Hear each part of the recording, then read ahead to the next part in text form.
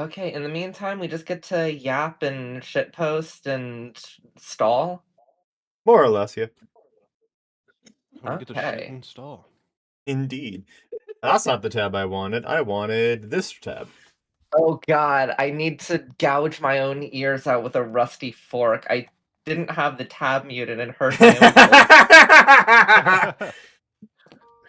How do you people, like, survive the mental anguish from that? Immunity. We don't. Yeah. You just kind of have to, grit your teeth. Ooh, Yeah, thank grit your you. teeth with it. Thank you, Grimlock, for the 10 stream streak. Alternatively, you could just shit. sound I don't know, amazing. what am Yeah. I at for my streak? See, there's 3 schools of thought. You could be Vex, whose voice is just great. You could be the other voice actors, too, just tolerate it. Or you could be me, who doesn't give a rat's ass. And then there's me and Skog, who hate it for very particular reasons. For me, it's just like gritting your teeth and just like, especially when you're editing, you just have to grit your teeth and just go through it. It's just like bad sex, just grit your teeth and get through it. You don't have a starting soon screen, Bragi? We've just Yeah? been live this whole time. No, I do? It's been on starting soon until just now. I just switched to it. Play this over and over again. Yeah. Yippee! Ooh, this one's spicy. Hold on. Titties are a blessing, and I am religious. He's kind of, hold on, he's actually kind of spinning a little bit. He's actually telling the truth. Dropping bars. Yeah. Good stuff. I love that it generally took me a good, 5 seconds of looking at the PNG on stream to realize that that's the shrimp thing that Baka has. I just saw, normal icons, I see what Baka has, and I'm like, who the fuck is that? That's the coolest shrimp in the room. Hello. It is. Just a little shrimp, that's all I will ever be, but I'm happy knowing. Alright, so, Wow. I like the Gojo glasses. yes. So for the informative nature of the stalling that we will be doing, hello again, everyone. Thank you for joining this read-along stream and for coming over with all of the voice actors I have lined up in stock. I have been collecting them like Pokemon. We will be continuing through the Fame read-along. As you can see on screen, we'll be reading Chapter 5, Test Your Metal today. This one's going to be different than previous ones because it is very heavily combat oriented, but we do have a lot of very important story to get through here. Voice I actors thought this get a was gonna be the musical chapter. I mean, there was also the musical chapter. Wisp is definitely going to be singing here. Hello. I did warn him in advance before he took the role, so he knew what he was getting into. Hello. I did not just subject him to, you will be singing now, deal with it. Hello. Hear the silence of annihilation. I love that it even... Motherfucker! Silencer voice line? I'm sorry, what was that second one? I heard somebody go on motherfucker. It's wizard time, motherfucker, and then he shot a fucking fireball. I love that. Oh, That's was amazing. Aatrox's voice line. How are you doing, Caleb? Are you awake? Yes. I am partially awake. I could not get comfy last night for whatever reason, and I was up until like 3. Understandable. I was also up until 3. I think my body's just sadly accepted its fate if it's not going to get a normal amount of sleep anytime soon. Yeah, I got like 9 hours. I'm good. Nice. Okay. What the fuck? I didn't go to sleep until Okay. like 7:30 a.m. Just Vex being her typical queen self, just being like, I don't care about your guys' problems, I'm perfect. Yeah. I did Also, I oversleep this morning though. I got up at like 9, and I was like, oh, I could sleep for a little bit longer. I need it. And then closed my eyes, opened my eyes, and to getting ringed by Vex to wake me up. And I'm like, oh shit. It's 12. I'm like, fuck. Internally. That's all Fuck up. good. Alright, so to continue on, thankfully Caleb is already familiar with why this chapter is important, despite it being focused primarily on combat. But, so for the quick recap for those, considering it has been 2 weeks since the last read-along, we have gone through the majority of the very first day of class, getting introduced to the various teachers and the subjects that they will be teaching, and the various dynamics that are already quickly forming with the class interactions and the students amongst them. Notably being that Andrew is being pointed out quite frequently by all of the teachers and has been exuberantly singled out as, despite that even 2 instances have made it clear that he did not volunteer to be singled out. There is something brewing in the midst. I assure you, I did not just do this to make him the specialist boy. I do have reasons for pointing out these things. Or at least I try. Also, for a fun fact, by this point in the story, despite how early we're in, I've already foreshadowed and set up, like, 4 other later seasons. Ooh. Good work. Nice. And in terms of where we are currently at in terms of the actual, like, published story on fanfiction and AO3, by the way, here we go. That is the link to my fanfiction site so that you guys can actually read this particular story before we actually get to the chapters proper, if you have any interest in doing so, and even discovering other stories that I happen to be writing. But where I currently am in chapter 11, I've already foreshadowed literally all of the future seasons. And we're only Nice. halfway through season 1. I do put in a lot of effort for the foreshadowing. I like it. Nice. So, yeah.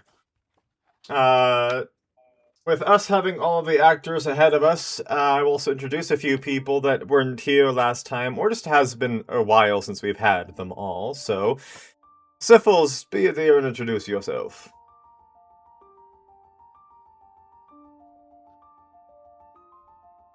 Fantastic introduction.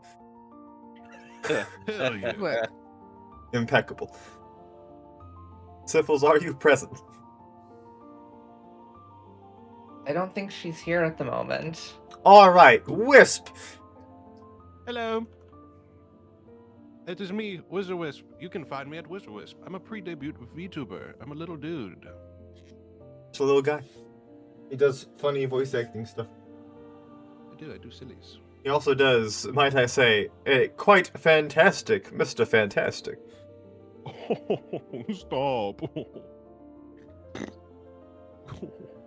Fantastic. Beautiful. It is also, thank you for the hydrate, Grimlock. I always appreciate, yes, he does play an incredible Mr. Fantastic. I always know I'm cared for if I'm solo tanking, if I see his Fantastic on my team. Because I'm just that fantastic. Indeed. And anytime we game together, you can certainly be aware that we're going to be having a fun time considering the logistics of how much this man can stretch. Giggity. I did Two. not need to be reminded of that conversation. Yes, as Scott clearly deeply enjoys being present for those conversations. That conversation was, like, very important, though. It Like, I was. feel like it was a canon event. It really was. I Hello? have that soundbite too. Wait, which Oh one? my. I can't believe we're This biting one? sounds nowadays. This is fucking crazy. Oh my. It's kind of loud though. Fair warning. This is like I said- got hit in the ear. Nice. He said Wisp Felt is that in my low, chest. so I just raised him a good bit. Let me know how he sounds. Hello, hello, hello, hello. Boosted Hello. animal. I'm just, at this point now we're just waiting to see if Syphils returns and win. Much better? Awesome. Quick, PTSD, go! God. God, I hate that. And then I mean, immediately you- CC them, and then they get yeah. CC'd immediately. Like, you pay that voice line, but also I play Penny out the ass. I just like, oh cool, right click.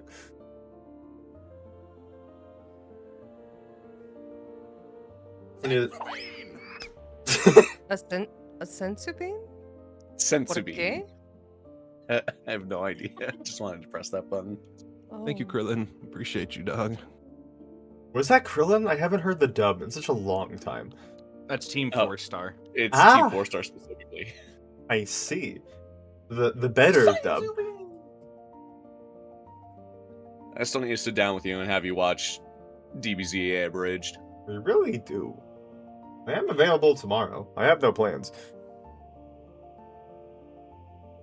You know what? Yeah, we Famous can do last it. words, that.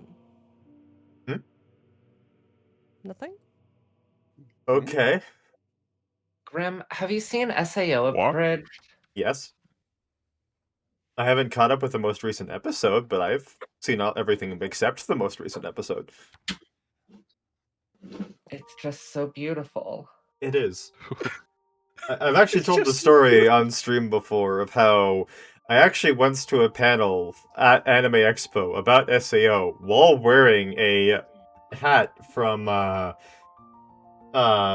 the company that, like, the YouTube studio that made that show, and it was signed by everyone who worked on it, and I was sitting in the front row just staring at them wearing that hat. Was it the goddamn hat? Yes. Was it that goddamn hat? No, it was like just a normal stat. It just like very clearly had their logo on it, and the rim Oh, had okay. all of the like people who worked on it signed. Mm. But still, I just felt unreasonably powerful just sitting in the front row with that hat on. You're just mad dogging them. I didn't even need to say anything. It's just the case of like I am present. Beautiful. Beautiful. Beautiful. Beautiful. So in terms Oh, of coming together. me writing out this chapter, I'm just gonna stall a little bit until Syphils comes back.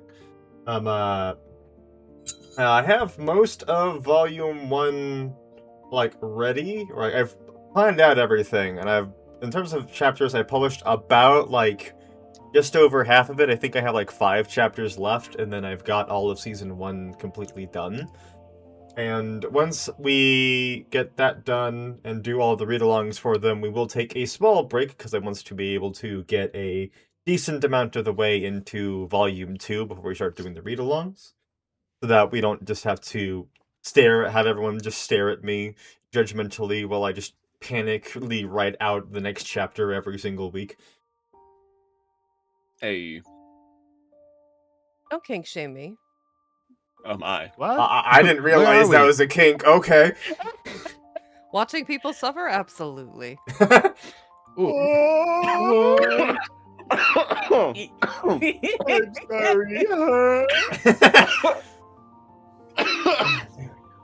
I'm learning things about Vex. But do I mind learning these things? I'm dying. All right, everybody, make sure you have water. I'm gonna go get water. Oh, Stay it's hydrated. Syphils, are you Don't be back? thirsty. Yes, I'm there. There we go. Syphils, introduce yourself. Hello, I'm Syphils. I'm a centipede. I'll rip your face off. Aw, adorable. Oh, it's so creepy. It's adorable. Syphils is just a friend, and soon we're gonna be playing No Rest for the Wicked. Oh, that game looks so good. Yeah, It's really good. It was so fantastic. I was just chilling in someone's stream. Like, it was the first time I came back to their stream after like several weeks because they streamed super early in my time. Like, they end stream at like 9 a.m. my time. Oh god.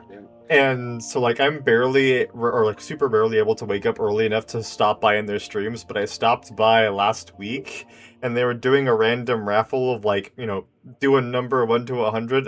I have a good feeling on 12, and the number was 14. And so they're like, you're the closest one, you get a free copy of No Rest for the Wicked, and I'm like, hell yeah. Oh, okay, so like a full copy. I didn't know if you were doing the weekend free trial or not. Nice. Yeah, they had a Steam key that I used. Yeah, if you people aren't broke, it is 40% off. It's a very good game. Yeah, it's like, No. what, like $20 right now? Something like that, and they just released their co-op update, and it actually works phenomenally. The game that was single player, they got co-op, but it isn't dog shit. Heck yeah. Oh, You'll love to see it. Only dog shit thing about it is it increases the enemy numbers, and if you're playing on the hardest difficulty, that's really bad. I could imagine. I love the proportions of the characters, by the way. I love like the big beefy arms and then the Dorito chest, but then they got like the tiny little legs like they never went to the gym. I kind of hate it. They're so ugly. I was like, why do they have orangutan arms? I see. It's the two opinions of it's so ugly I hate it, or it's so ugly I love it. Yep. Oh no, the hated parts when you see their actual faces in there, it was like, oh my god, who hit you with a bus? What do you mean you're considered pretty among the rest? No my. All right. So let us get this read along started, because I know at least some people in the call are actually on a time limit. So let's get this started. It's not the longest chapter we'll have, thankfully. If it were a different chapter, I would have cut this entirely for a different day because of how long other chapters can be. So, let us begin. For everyone who's present, feel free to sit back, relax, and have a good time as we do our funny little voices and things.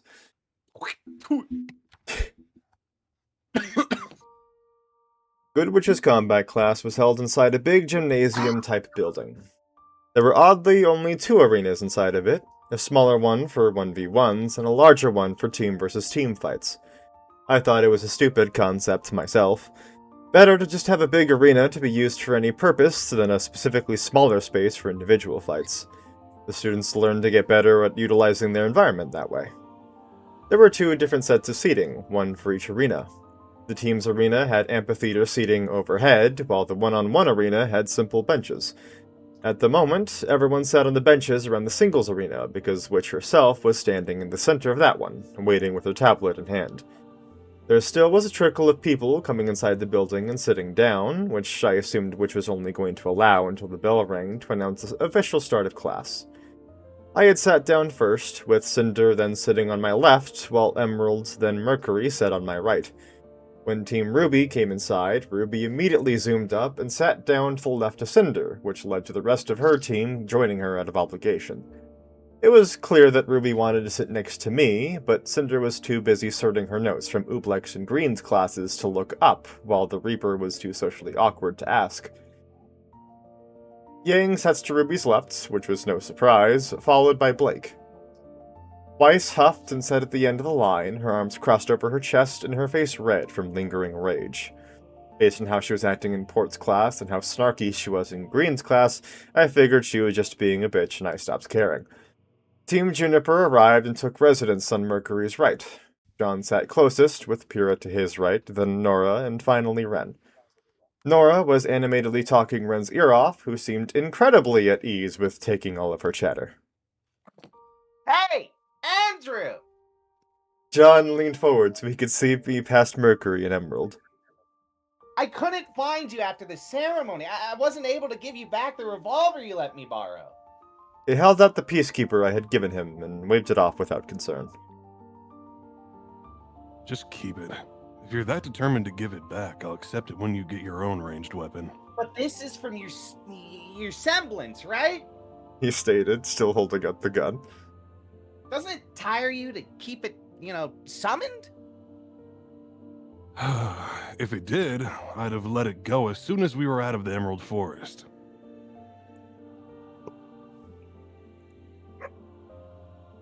It's more interesting because I don't know if Baka's just going to steamroll through me reading the line, or let me do it. I'm uninformed. Are you just gonna let me keep something this overpowered? He deadpanned. Emerald's raised an eyebrow at him. You really just call a revolver overpowered? She deadpanned. Let's see. Well, Ruby interjected herself. that's one of Andrew's peacekeepers. It doesn't use standard rounds. From what I can tell, it actually uses laser dust rounds. The travel speed is insane compared to a normal bullet, and they also burn on impact.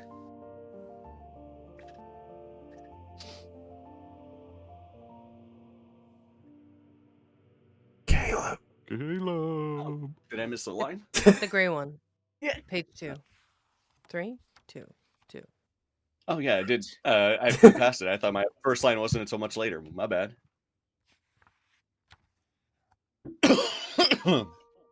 So it's got fancy ammo. Means it's got expensive ammo. Mercury rolled his eyes. Don't think the guy who uses a straight sword has the lean to keep that thing loaded. Actually, it's the ammo. You know, it's ammo is why it's overpowered.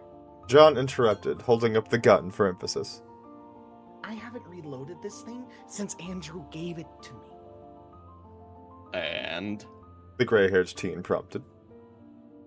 And I used it until we left the Emerald Forest. How many shots do you think I fired just at that first horde alone? The blonde announced. His team did not react, likely having already been informed of this, but the rest of my team, as well as Team RWBY, all paused to stare at the gun. I opened it up. It's a 7-round cylinder. And I know I fired a lot more than 7 shots. I leaned back on my hands. All of the weapons I summon are powered by aura. I explained to them all. They're kind of indiscriminate with where it comes from. Anyone could pick up a weapon I summon and use it, as long as they have the energy to spare. All the stares instantly shifted to me. John pulled out his scroll and checked something, before breathing a sigh of relief. How noticeable is the drain? Cinder asked. You didn't appear tired after the initiation. I've never been concerned about it. I shrugged. My body always given out before I was out of aura, so it was never something that crossed my mind. Wait, Yang frowned. how does your body give out before your aura? Your aura should protect against all damage until it breaks. Any more conversation was halted by the bell ringing, and Witch looking up from her tablet. The doors to the gym shut on their own, a faint purple glow to them indicating the blonde had closed them using her semblance.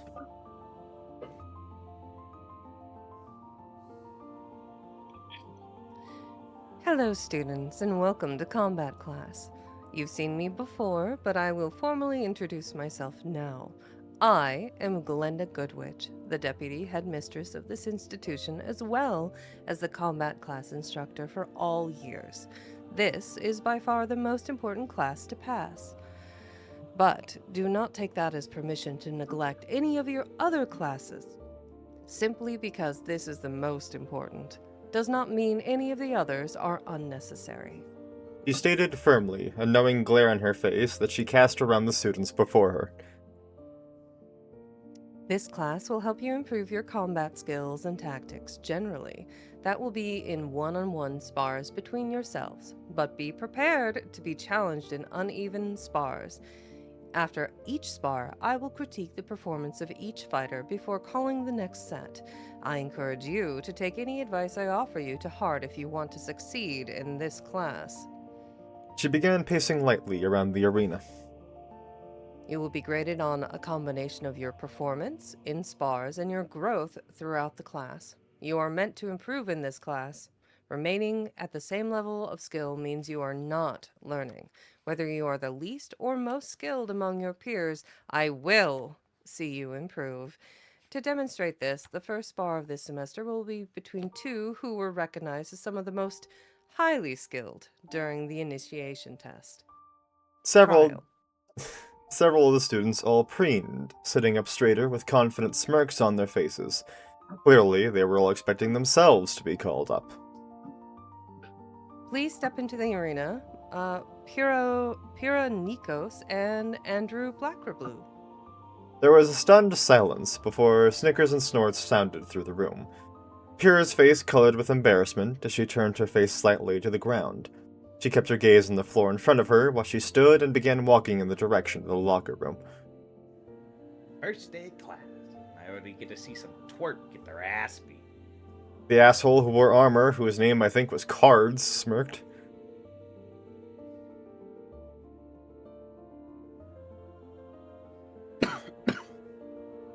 Aka? Sorry, I said it, but I guess it just didn't. Hold on, let me get a little bit closer here. This better. Man, I love Beacon. I raised an eyebrow at the collection of events before turning to Cinder. All right. What am I out of the loop on? I asked. Her eyes quirked wider at my question before lulling shut in recollection. Outside the kingdom, She hummed like a mantra before looking back at me. Freya is internationally famous as a tournament fighter. She's been the victor of the Minstrel Regional Tournament for the past 4 years and was given the moniker Invincible Girl due to the fact that she has yet to hit in any of her fights. Was that all against people her age? I delved. It was. My partner confirmed. A shrug left me. So, she's the ace of the Kindle League. No big deal. At my comment, Emerald and Mercury burst into their own snickering and giggles.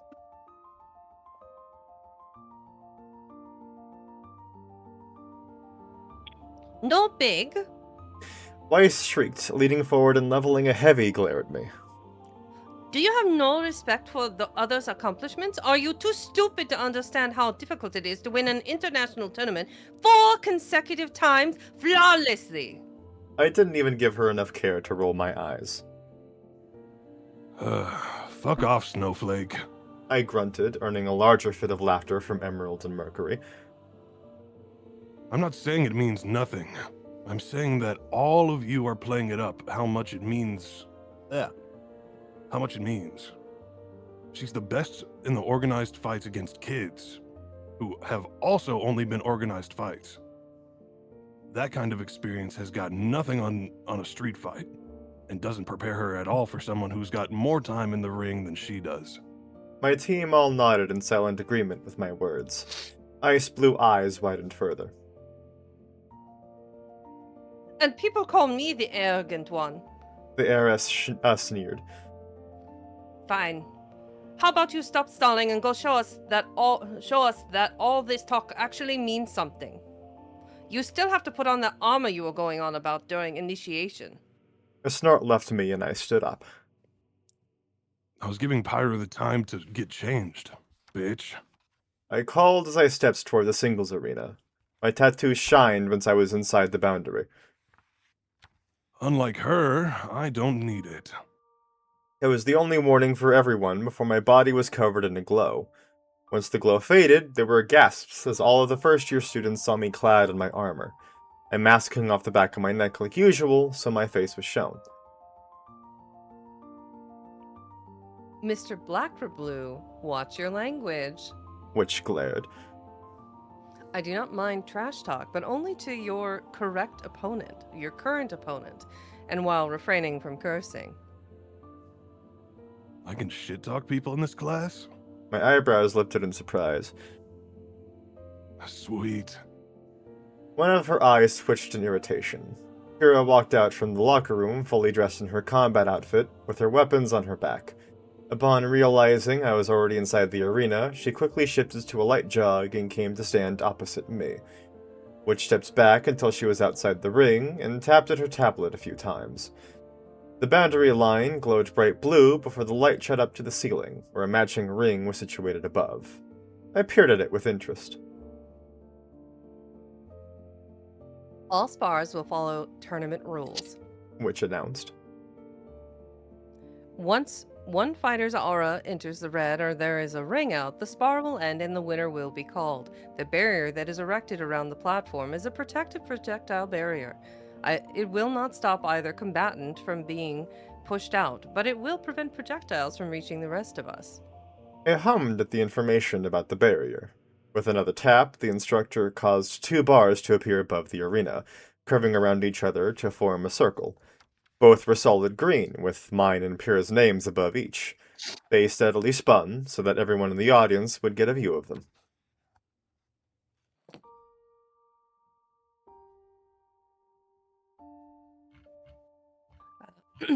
If I believe there is need for me to interfere, I will. I encourage you to not demand my interruption.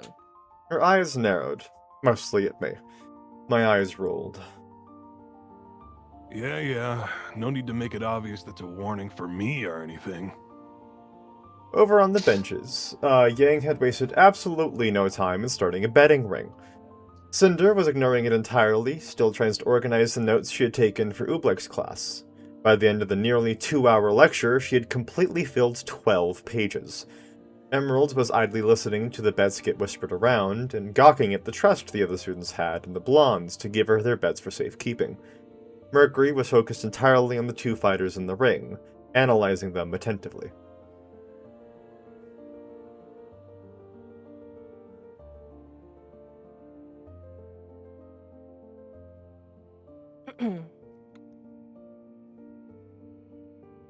Ah. 25 lean on Pyrrha.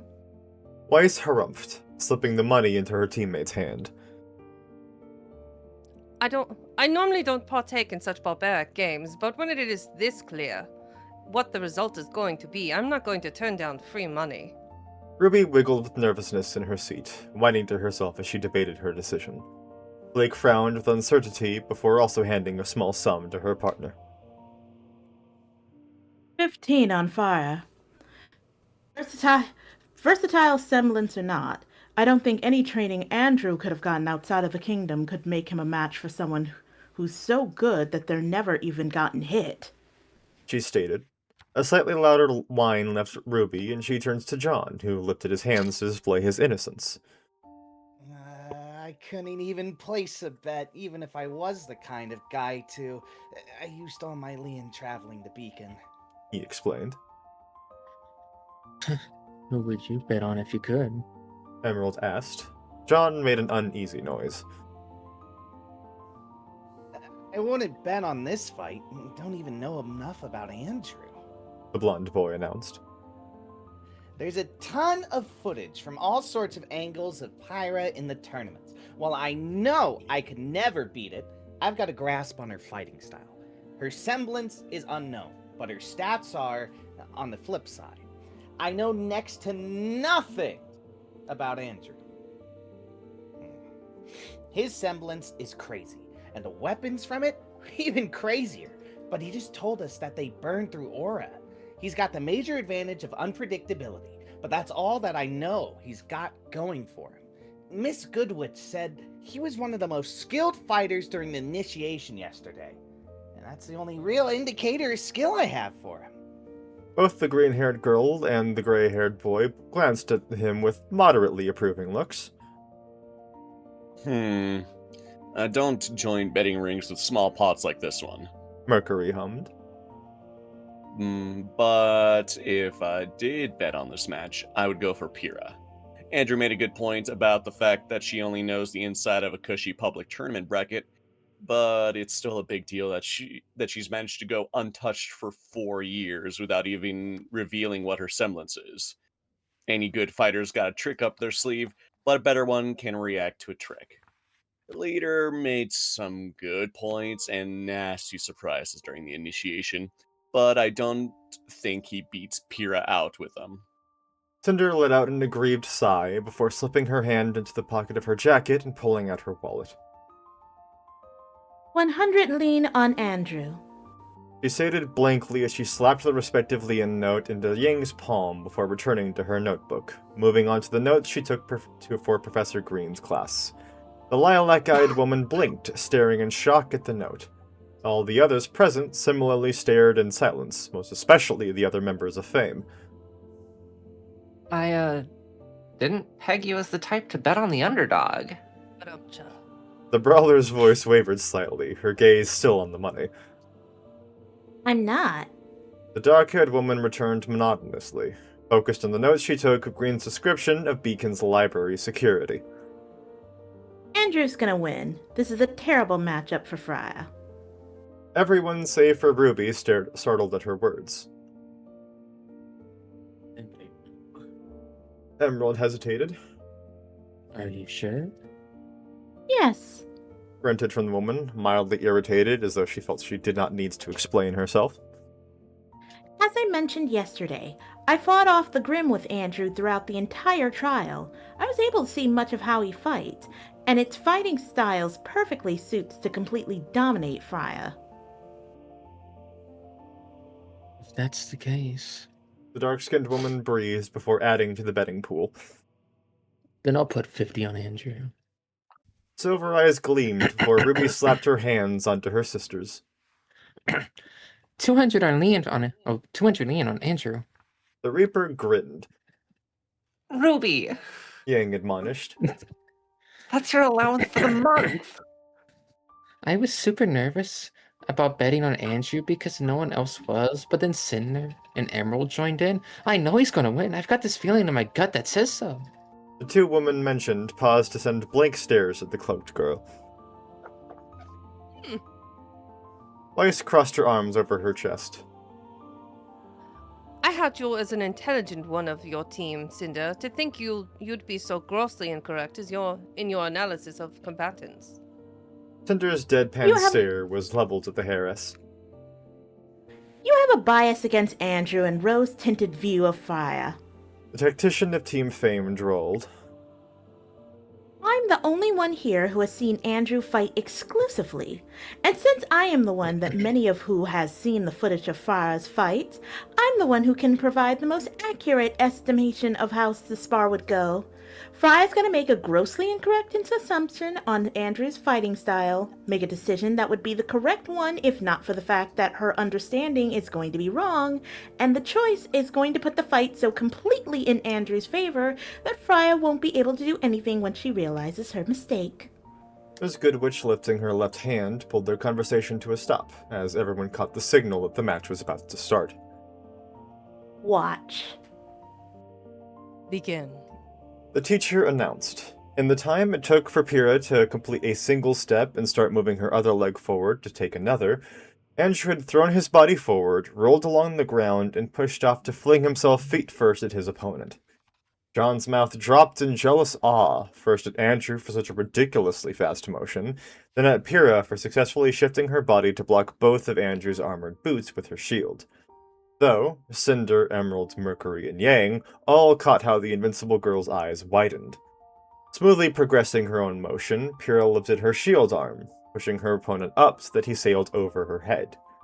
To continue the gauntlet of impressive speed feats, Andrew snapped his right arm out to grab the edge of the shield before he passed it completely, twisted his body so that he was facing downward, and curled in.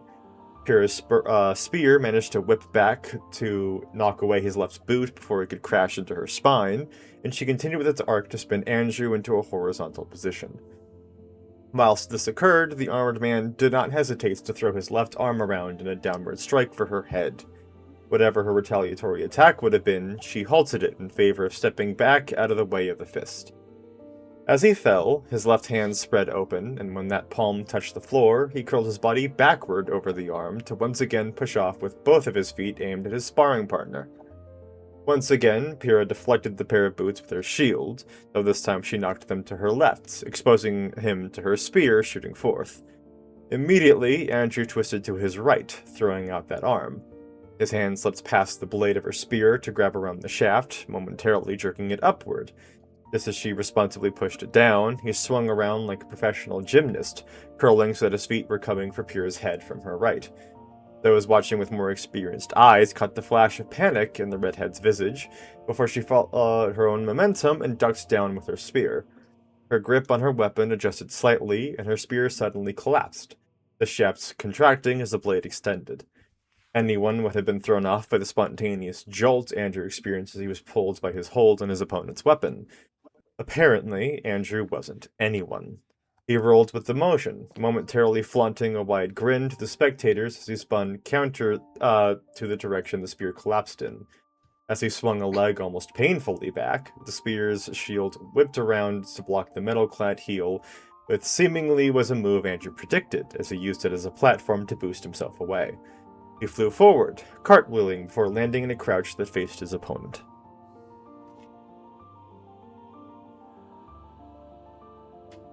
See? Now I get the hype. He smirked, resting his forearms on his knees. Kira slowly lifted herself into a ready stance, her shield protectively in front of her with the sword held horizontally, pointed at her sparring partner. Her eyes gleamed. Don't tell me you're going to forfeit. She almost sounded pleading, desperate for the fights to reach a proper conclusion. A forfeit? Andrew paused to laugh slightly as he reached for the mask hanging off the back of his neck. Nah. That was just a warm-up, Gladiator. Better hope you're ready for the needle drop. He locked his mask over his face, neon orbs shining brilliantly. Hey, Ember. From her position observing, Weiss rolled her eyes.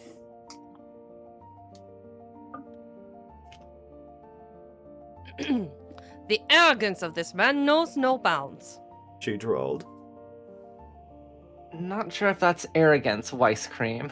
Yang spoke up, her voice uneasy. Her own gaze flicked to the money sitting in a pile next to her. The list of people that have gotten into a clash with Pyrrha and came out untouched is really short. But there are people who have, and not one of them has bested her. Ice blue eyes glared at the blonde. And every single one of them had better instructors than some vagrant who lived in the woods. A vagrant Cinder stepped into the debate. who possessed the semblance which grants him access to an unknown amount of weapons.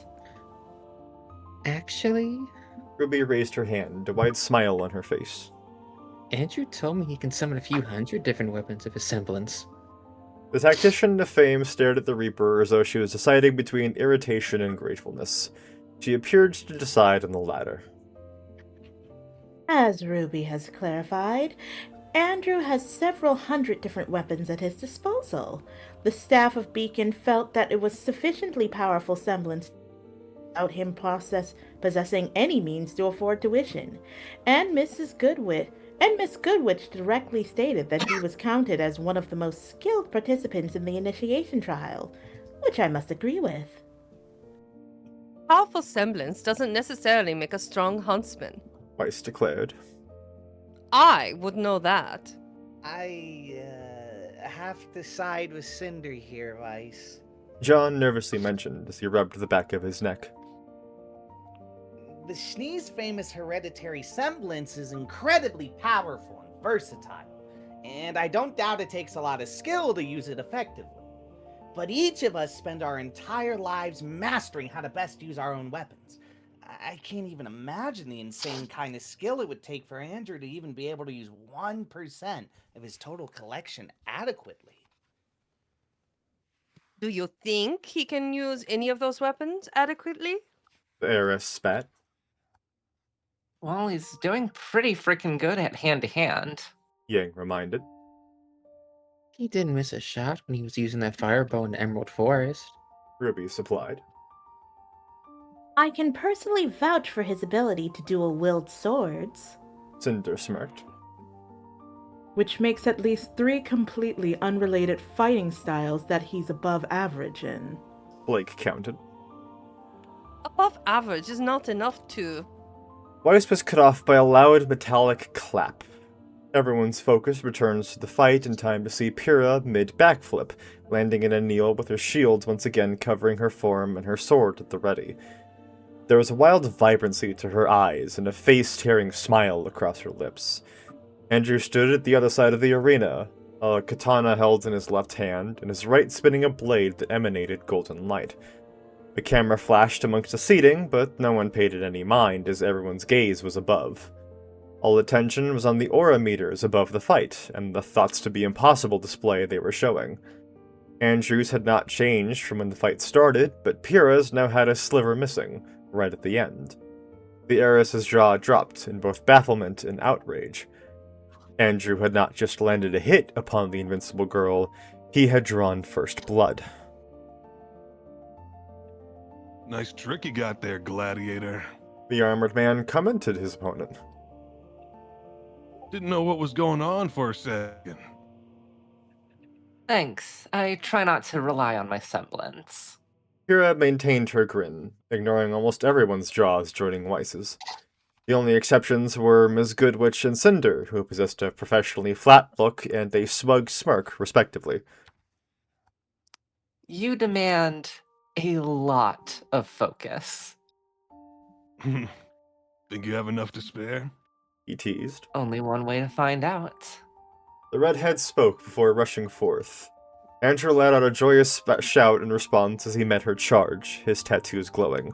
She understood the meaning seemingly before everyone else, as she hunched herself more to cover more of her body with her shield. Everyone else caught on as, when Andrew spun in a wild twirl that ended with him swinging his left arm, it was an axe that collided against the disc of gold. Both combatants proceeded to prove the earlier statement that the match had been a warm-up until then as accurate. As the fight progressed, no longer tainted by the audience's preconceptions of how it would go, they all grew to appreciate the skill on display. Andrew might as well have been a humanoid whirlwind, twisting and writhing with seemingly no rhyme or reason that would indicate what he was going to do next. Yet, despite that insanity, he successfully managed to dance around the vast majority of Pyrrha's attacks. Most of his own slips past her guard, though most view that as less from his agility and more from how he switched weapons at such nonsensical intervals that no one could have reasonably blocked it. That, of course, combined with how positively lackadaisical he was with appropriately defending. He moved and attacked like a rabid animal, often choosing to simply violently attack Pyrrha's strikes themselves to knock them away, and when he chose neither dodge nor parry, it was when he outright met the attacks head-on. The redhead's attempts to charge with her shield in front of her was answered by Andrew rocking back and headbutting the flat of her shield. To everyone's disbelief, he managed to overpower her in that moment, getting her to slide back on her heels a couple feet. Without hesitation, he followed after. Andrew swung heavily with his right-handed weapon, a kama with a black handle. The shaft cut on the flat of Pyrrha's shield. With a shift of her grip and a grunt, Pyrrha's sword swung for his open left flank. To her visible surprise, he didn't defend against it, allowing it to crash against his side. The intent was revealed a moment later, as he snapped his left leg up and pinned the blades to his side. With them locked in intimately close range, Andrew performed another action that the redhead wasn't expecting. Simply punch her across the face. He brought back the limb as she collected herself, attempting to pull back on her sword. The edge scraped against the many different interconnecting plates and did not otherwise budge. The second punch snapped her head to the side. She tries to bring up her shield, but he twisted his grip, the curved blade trapping the edge of the defensive item. He kept his arm down, and his strength once again proved superior to hers, preventing her from blocking. A third strike met her face. Pyrrha let go of her sword and snapped her hand around his wrist. With a heavy grunt, she threw him over her left shoulder, his cackle singing past her.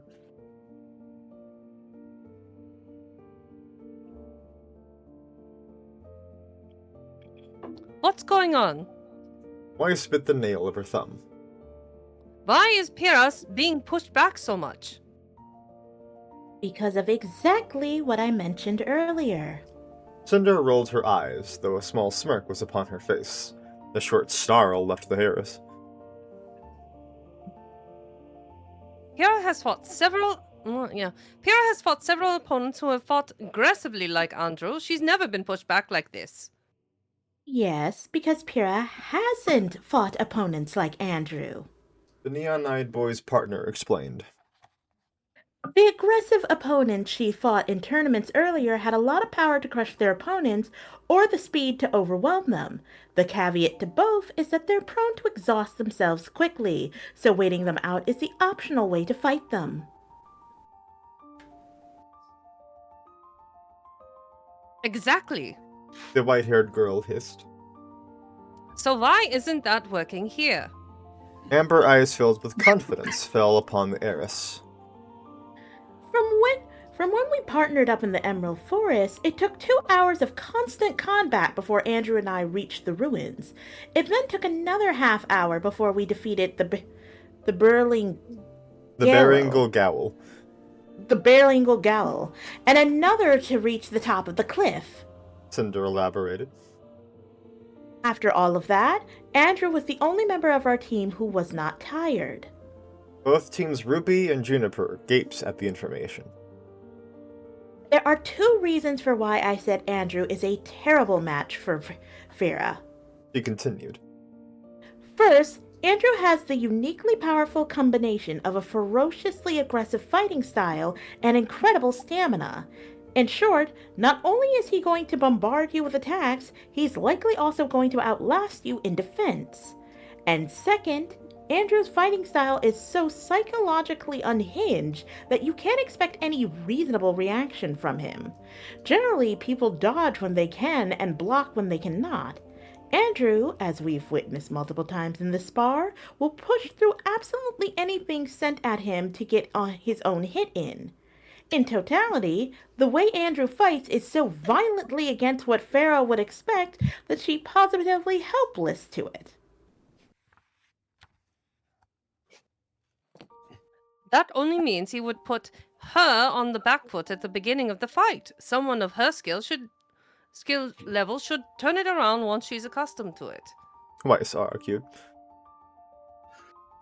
Sorry, Snowflake. That's not how it goes at all.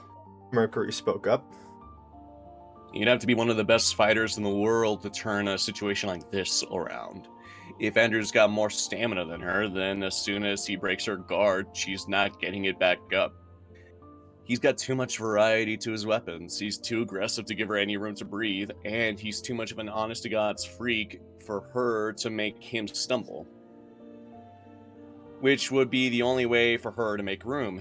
If a panic hit could knock him away, she might be able to get back into it with a better strategy, but he's tanked everything she's thrown at him without slowing down. With a shout, Pyrrha's next shield charge proved successful. More than successful, actually, the invincible girl managing to knock Andrew into the air. His joyous confidence did not waver, another laugh trailing after him as he twisted mid-flight. Still trying to keep it on the down low, huh? He shouted, a sword glowing into existence in his right hand. Let's see how long that lasts. To the immense surprise of everyone spectating the spar, Andrew then threw the sword at the redhead. It twirled through the air, spitting point over pommel with a fluttering whistle. Already in position, Pyrrha did not need to adjust much to protect herself from the blade. The intended effect, though, seems to be keeping her from moving forward while he landed on the ground. A halberd vested in his right hand, while a straight sword appeared in his left. Glee bouncing from his throat, Andrew shot forward. Once close enough, he shifted into a nonsensical spiral of movement, primarily focusing on his halberd. With a face displaying intense focus, the invincible girl was able to block the entire frenzy, and even managed to see her own opportunity to strike. She stabbed with her sword for his chest, only for him to respond by jumping up and curling his body to the left to avoid it. As he fell, the armored man brought down his sword, which harmlessly sparked against Pyrrha's shield. Landing in a crouch, Andrew immediately spun his left wrist around and bounced back up, his arm lifting for another vertical sword slash, his opponent not bothering to move to be in position to block. As his hand moved, he lifted his pointer finger. Just before the blade connected with the shield, the weapon glowed and changed shape. Too quickly for Pyrrha to react, Andrew's hand lifted above the edge of the shield, one of his revolvers in hand, and his finger on the trigger. He fired the gun, and he struck his target true, whipping the invincible girl's head back. The girl let out an aggressive grunt and threw her left foot up, striking Andrew in the chest and once again launching him into the air with a disproportionate amount of force. Having finally gotten the moments to breathe, Pyrrha stumbled back a couple steps and solidified her footing. With a shift of her hand, the spear had changed to its marksman rifle configuration, and she braced the end of the barrel with the edge of her shield. His cackle echoing throughout the room, Andrew called a spear into his right hand, taking aim and hurling it. The redhead's body relaxed for an instant before tensing once more, waiting until the right moment before batting the weapon to her left side with her shield. As she did so, he drew a sword with his left hand and crudely threw it at her. Like with the spear, she was prepared to defend against the attack. Whipping her left arm around, she knocked the swords to her right. Proving to appreciate the rule of threes, Andrew twisted right before he landed on the ground again, building his own momentum before throwing another weapon from his left hand. It flipped so rapidly, and with a far weightier hum than the sword's fluttering whistle, that it took a moment before anyone was able to understand it was a massive segmented hammer. Only the rest of Fame and Goodwitch were able to understand the mistake as it happened, being the only ones present to have seen the hammer before. Emerald had enough sympathy to wince right before the impact, but Cinder and Mercury each allowed a small, smug smile to tug at their lips. The teacher maintained a perfectly professional visage, outside of a tight nod that hinted at approval of Andrew's action. Due to the vital lack of aforementioned knowledge, Pyrrha went with the best options she saw. She swung her shield upward, pushing with her body with the intention to redirect the hammer like she had the spear and sword. Unfortunately, that meant she was thoroughly unprepared when the powerful explosion erupted the moment the face of her shield connected with the head of the hammer.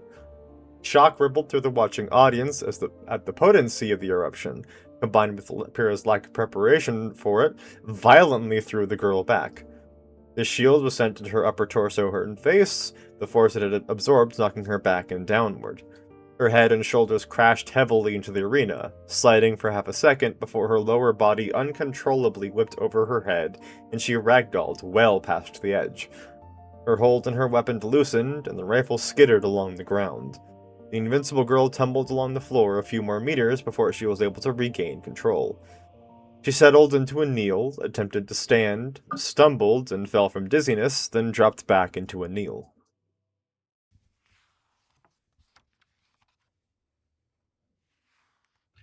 Winner due to ring out. Andrew, black or blue. Goodwitch announced. If both fighters would wait inside the arena for critique. Andrew remained where he was, reaching behind the jaw of his mask and pressing something before he flipped the mask back off his head. Once Ed returns to hanging off the back of his neck by the hood, he brought back his hands to weave his fingers together and hang his arms off his neck.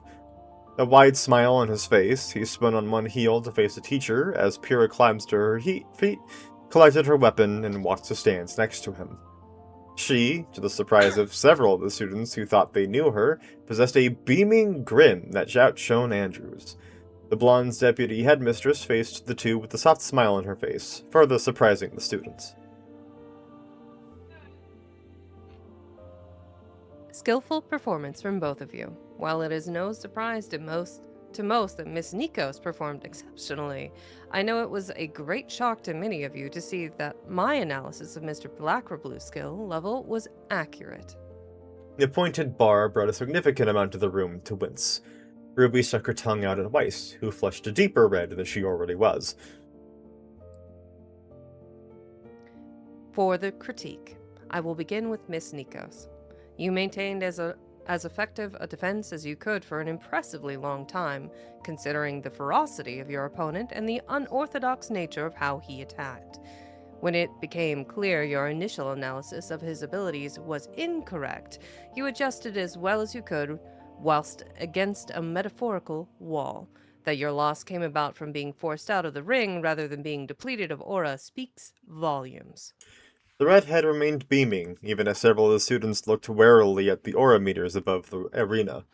Andrew's looked to have not changed in the slightest, while Pyrrha's was a deep orange that strobed due to the edge of her bar being within centimeters of breaching the white line indicating the red. In the future, I encourage you to abstain from slotting your opponents into niches. As soon as you realized how aggressively Andrew was attacking, you clearly associated that with others you have fought who possessed failings your opponent obviously did not. It was the assumption that you could withstand his assault until he grew tired that was the cause for your loss, a conclusion you reached without any evidence suggesting it. Good, Headmistress Goodwitch. Pyrrha maintained her smile. I'll be sure to work on that, and work only with information I gather on the opponent in front of me. Her enthusiasm brought Goodwitch's smile to warm.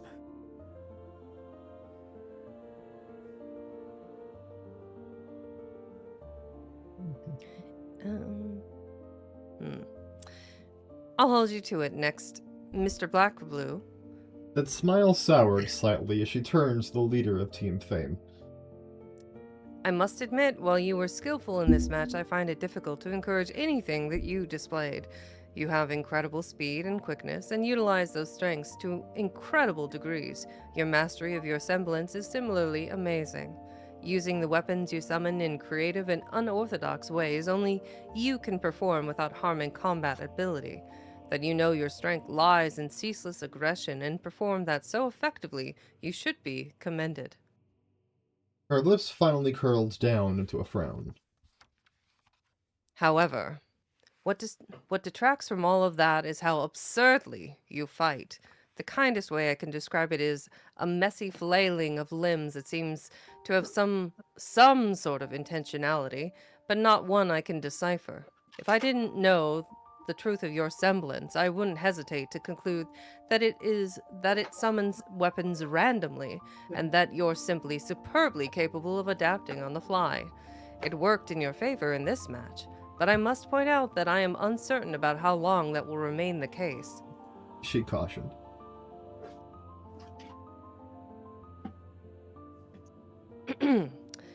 While your armor performed an honestly mind-boggling job at protecting you, to the point that I'm uncertain your aura even took any damage, you willfully accepted several hits in order to deal out your own. While I truly understand that there comes times where it is worthwhile to accept some damage in order to deal a powerful blow, I believe you might need assistance deciphering when that is the case. That is one sentence, Bragi. Yeah. How dare you? You're welcome. Wow. As you said, I'm still at 100%, aren't I? He argued, a smirk on his face. I didn't just blindly let myself get hit so I could dish out some damage. I did so knowing that I wasn't actually gonna go. I did so knowing that it wasn't actually gonna harm me. There's no exchange there. I just catch the opponent in a state where they can't defend and give it to them. I'm trying not to seize. Hold on. Are you good? Yep. Sneeze, sneeze, sneeze, sneeze, sneeze, sneeze, sneeze. Imagine a bright light. Bright light. I'm gonna be honest, I I think misheard that you might at have first. That's the easiest way to get rid of them. I generally thought you said that you're trying to not cease, and I'm like, oh no, don't die, Max. Don't Oh, yeah, seize no, I thought right they said now. seize in the- Singular yeah, that was- sentence dies. Tragic, dying mid-sentence like that. Doing the And- RWBY stuff of all things. And what if you encounter an opponent who ensures there is an exchange? A semblance that is particularly effective against metal, or something that would allow them to trap you using the opening they willfully give you. Goodwitch returned, ignoring the sass-infused eyebrow Andrew gave her as Pyrrha scratched her right cheek nervously.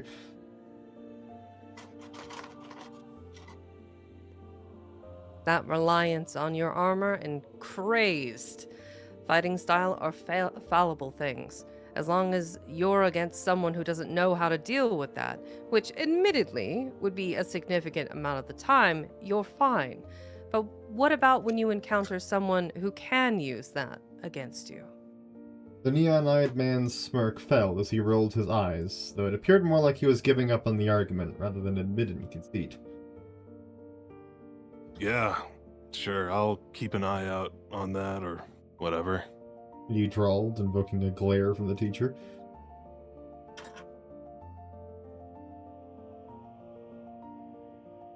We still have enough time. We still have enough class time for at least one more match, so please return to your seats. He chose to order.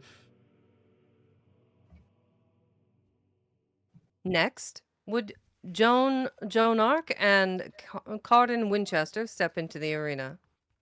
So, for those who don't know why that previous bit was funny, pure semblance literally is magnetism. Oh. For those Yeah. of us in the room who don't know what that means. She controls metal, and he's the only person who wears a full bodysuit of armor. Those moments of disproportionate force where she knocked him back and he just went flying was the fact that she actively tries to hide her semblance as much as she can, and Andrew has become intensely focused on forcing her to use it to the best of her ability rather than just being sneaky with it. I feel like the only reason that fight went on as long as it did was a combination of Pyrrha wanting to hide her semblance and also having too much fun with the fight to want to end it. Yeah. As I'm hoping was clearly established here, Pyrrha has gone so long without any actual peers and combat ability that Andrew's pretty much her favorite thing in the world right now. Yeah, she got an actual toy that she wanted finally. Yeah. Ooh, piece of candy. Yep. Ooh, piece of candy. Oh, look, a chew toy that actually lasts more than 5 seconds. This is great. Yeah. Yeah. Get It's your even chewies ready, chat. even funnier because Andrew fighting Pyrrha on a quote-unquote even level is purely his choice to do so. He has so many weapons that are not made of metal. Yeah, isn't the hammer made of stone or something? No, it's made of steel, but I meant like the fire bow that he used that is wood and flame. Oh. Or there's like other mythical weapons that are made of other things. Like he does have a sword that is made of obsidian. So it's purely like he just is realized because I had it be off screen, but he mentioned the whole it was really weird that he didn't know what was going on. It's because canonically the most notable way she uses it is that she will literally make you just barely miss an attack when you hit her. It's like if you're trying to stab her, she'll make it that you just slide a little bit more to the side than you normally would, so that she just is never hit. And that's why she has her title. So, because he is physically covered in armor, he's like, oh, I can literally feel you moving my leg. That would be a very strange sensation, I feel. Yeah. I also used that thing pointedly because that exact circumstance is actually how she gets caught. Someone consciously registers that their leg is being moved against their will and like, wait a fucking second. Hold up. Wait a minute. Continuing on, and totally not because I was giving Vex time to adjust her lines. John's fight against Cardin, who was the douche in the armor, had been a painful thing to witness. John's fighting style didn't exist. It wasn't like mine, where the intent was difficult to decipher if you didn't understand it. There just wasn't any intent or direction. He'd swing his sword around in ways that looked uncomfortable to him, and hold up his shields to block attacks and nearly get knocked over. He didn't settle on a pattern, but not in the way that made him unpredictable. It was clear that he honestly didn't know what he was doing. Which had gone off on him for almost 10 minutes after he lost, and it boils down to the fact that his match had only lasted so long because of how much of his aura Cardin had to beat through. She had spent so long verbally tearing into the poor guy that the third and final fight of the class had to be cut short for her to have enough time to give them critique. It was between someone on Cardin's team and against someone from one of the teams I hadn't paid attention to during the ceremony, Team Jackpot. I hadn't really paid it much mind. I was distracted by the money that had been given to Cinder, Emerald, and Ruby. Each of them had been given around 350 lien for betting on me to win against Pyrrha.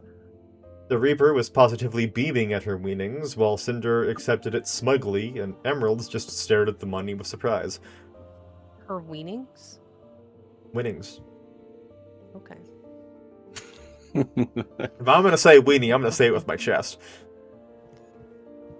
Roll that beautiful footage back, everyone. Hold on. What did he say? You heard me! What did he say? What did he say? Slap a weenie on this man's chest already. He has a weenie on his chest. I love it here. This is a fun server to hang out in. I'm so happy I If can you're create not this already environment. in Bragi's server, I do believe you have it listed in your I also have a Discord command. Like that. shiny piece of candy. Yeah. Whoa. I'm gonna say weenie, I'm gonna say it with my chest. There we go! I heard it through the mic. You heard me. What did he say?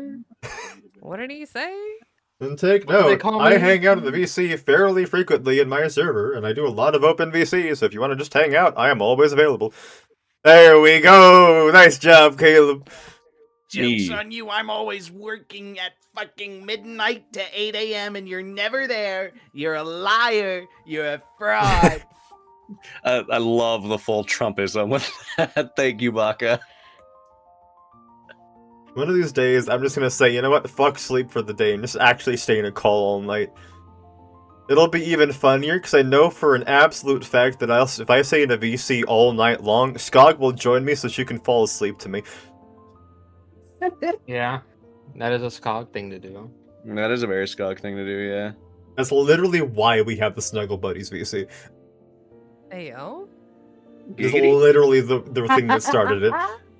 Alright. Oh, wait, quick question. Who here has not seen the GIF? I've not seen the GIF. Put it in there Does anyway. anyone have, I've witnessed. Assume the GIF. Put it does in the anyone VC have anyway. an objection to Roll the- a not entirely safe for work GIF? Me. Send it. Roll the glyph. Roll Yes. the gift. Full Roll a send GIF. Okay, one second. I have to Let scroll us through know my favorites and Put find the it real GIF quick. in the VC chat. One sec. Looking for it. It's personally Let's burned pull in up my this memory. one. This one's a fun one. Oh yeah, that's the one I vividly remember. Yeah, that one. Yeah, for sure. Yep. Oh. Yep. Although that is such a reaction. Just Yeah. I got an animator friend to rotoscope something. I just love the flashbang of Rotoscope. sticks right at the Hold end. on. No. We're not backing away from that one. Rotoscope. Yeah. So this is Isn't that how- filmed. You did this, and then they drew No. over it. The No, skig no, on rotoscoping the that GIF on the over bottom. The GIF right below was someone actually did, and they just animated over that GIF. Wait a minute. I have that GIF saved in my GIFs folder all the way down at the first 200. I know that.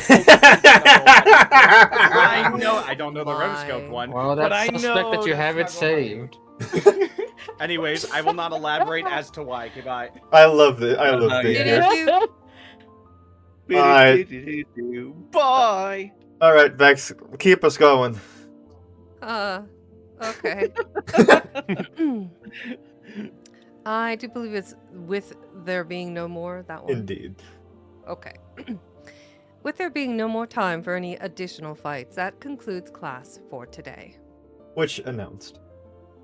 Those who fought today, think on your performances and work on the advice I've given you. Those who did not, be prepared to be called on this week. Everyone will have time in the arena at least once each week. Even if it means some fights end up being cut short, you're dismissed for today. I smiled and stood up, stretching my limbs again and turning towards teams Ruby and Juniper. All right, so I haven't gotten the chance to explore Val yet. I began as I hung my arms off the back of my neck.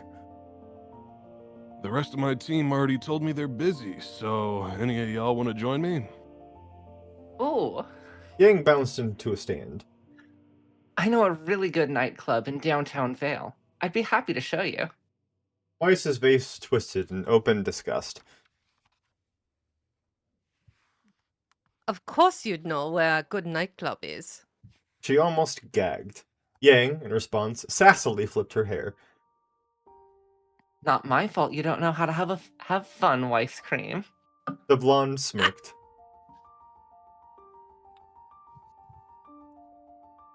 I do not know how to have fun. I just maintain my dignity. No, I do. No, I do know how to have fun. I just maintain my dignity while doing so. There is Sneak. No. Yes, because the Sheens are known for running their business with dignity. Blake didn't look up from her book. We do run our business with dignity. Every legal action taken against us has ended with us as the victors.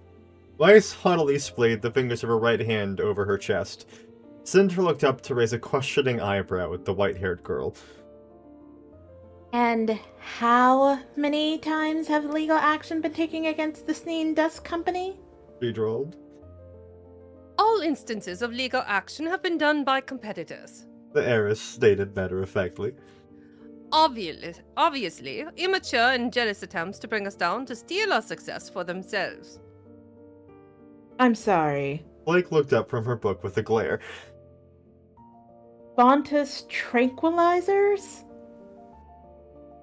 It's a myth, and every attempt to prove the existence of such a thing has ended in failure, because it's propaganda, generated by the White Fang.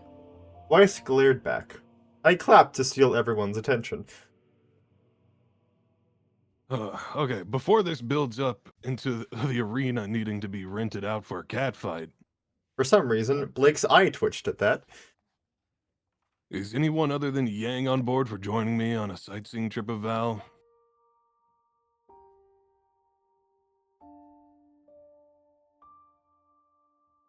Glinda. There we go. Such a trip will unfortunately have to be done without you. Which interrupted, coming up from behind me and to the left. As you are being called to the headmaster's office to discuss your documentation. I blinked and shifted on my feet to stare at her blankly, before it clicked in my head. Immediately, I made a show of rolling my eyes and throwing out my arms in exasperation. Oh, come on. Why the hell is a mailing address that important? I'm right here. I couldn't tell if the teacher's glare was her playing along or being genuinely irritated. It may not be important to you, but our ability to pay for your tuition depends on proper documentation. He spat back. Emerald and Mercury stifled their snorts. Ospin's the one that thinks my semblance is the coolest thing since sliced bread. Why doesn't he just pay out of pocket? I sassed. Witch's writing cloth flew into her hand, and she pointed it threateningly at me. Oh my. Oh my. Oh, it gets better. Would you like to walk to the Headmaster Ospin's office or be dragged? She hissed. I leaned towards her with a challenging smirk. Is that an offer? I yelped due to my right ankle whipping forward and up against my will, sending me falling back and banging my head against the floor. Upon seeing the purple glow, laughter bubbled out from me. Holy shit, you were... My cackle turned to another yelp as I was flung forward by my telekinetically controlled ankle. Rather than demonstrate any kindness, the deputy headmistress opened the doors out of the building by slamming my body against them, earning another cackle of laughter from me. I'm sure someone else would have felt immense shame at being publicly levitated upside down by one of their ankles by Glinda, especially with her angrily stopping ahead of them, riding crop in hand, and her face twisted in rage as her heels clacked furiously along the floor. The students certainly acted like it was a shameful thing, as I could see them huddling up and whispering to each other as we went through the halls. But as Witch used her semblance to drag me to Ospin's office, I just kept an amused smirk on my face and crossed my arms over my chest.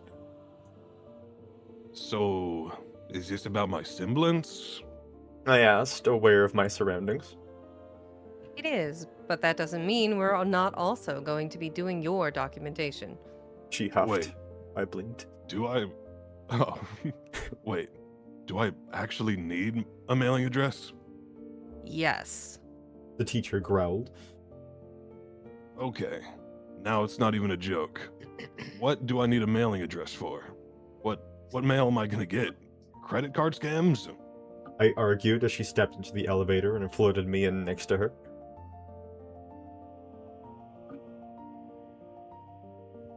I've lost my place here. What matters is the availability. Ah, there we are. What matters is the availability, not how much use it will end up having. The blonde breathed out to soothe herself. I have been doing the paperwork to enroll you in Beacon's student aid programs.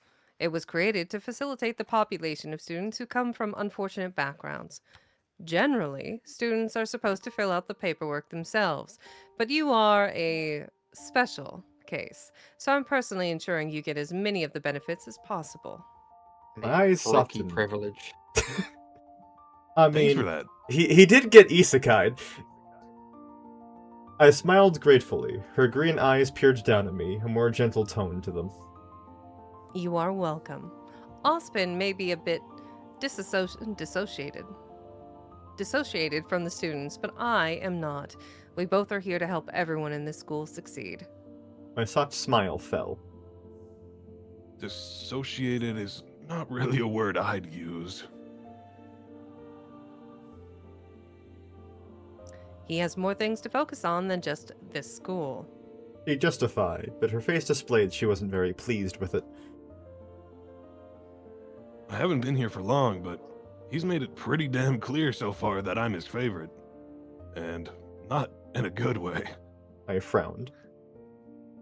I've been called up by the teachers every class I've been in, and only one you and Greenie have good excuses. And only you and Greenie have good excuses. There we go. Perfect. Awesome. What's worse is that as far as the others know, only you have justification. Anyone that paid attention is gonna catch a pattern. The blonde with me frowned in turn, keeping her gaze on the elevator doors. Ozpin did ask the staff to give their own evaluations of you this morning. Glinda sounded like she didn't agree with the decision. All of them are good people, I promise you. None of them have malicious intent. It's not that I'm calling out, or it's not. Oh my God, help me! Are you good? It's not them. It's not them I'm calling out. I'm not the only one. The dyslexia. I think it'd be easier to count the amount of people who don't have it in this call. it's truly something for sure. I'm just old. I couldn't read it when it was hot pink and black. The funny thing is, ironically, there is no actual shade of pink in the Google Doc innate highlight. That's magenta. I said what I said. I would know, because I had to custom make the color pink in this for Nora. At my clarification, the teacher closed her eyes.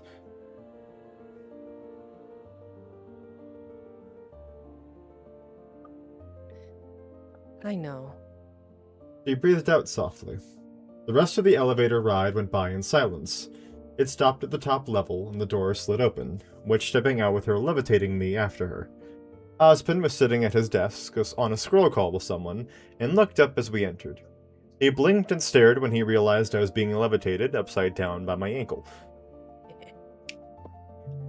I will assume there's a reason for this and not ask questions. He hummed. I am grateful that the two of you arrived so promptly after class ended. There are important matters both of you are needed for. If you could please correct Mr. Black or Blue, Glinda. The headmaster requested while he stood, walking around his desk while still on the call. As he did so, I felt a staticky aura around my head, and my body was spun around by Witch's semblance. Once I was righted and gently set on my feet, I felt its grip let go of me. The entire time, I kept my arms crossed over my chest. Thank you. Ozpin nodded while putting his scroll away from his face and tapping at the screen. He set the device down on the table, which then got the glass top to glow electronically. A moment later, a projector in the ceiling lit up and shone down in the space just in front of Ozpin's desk.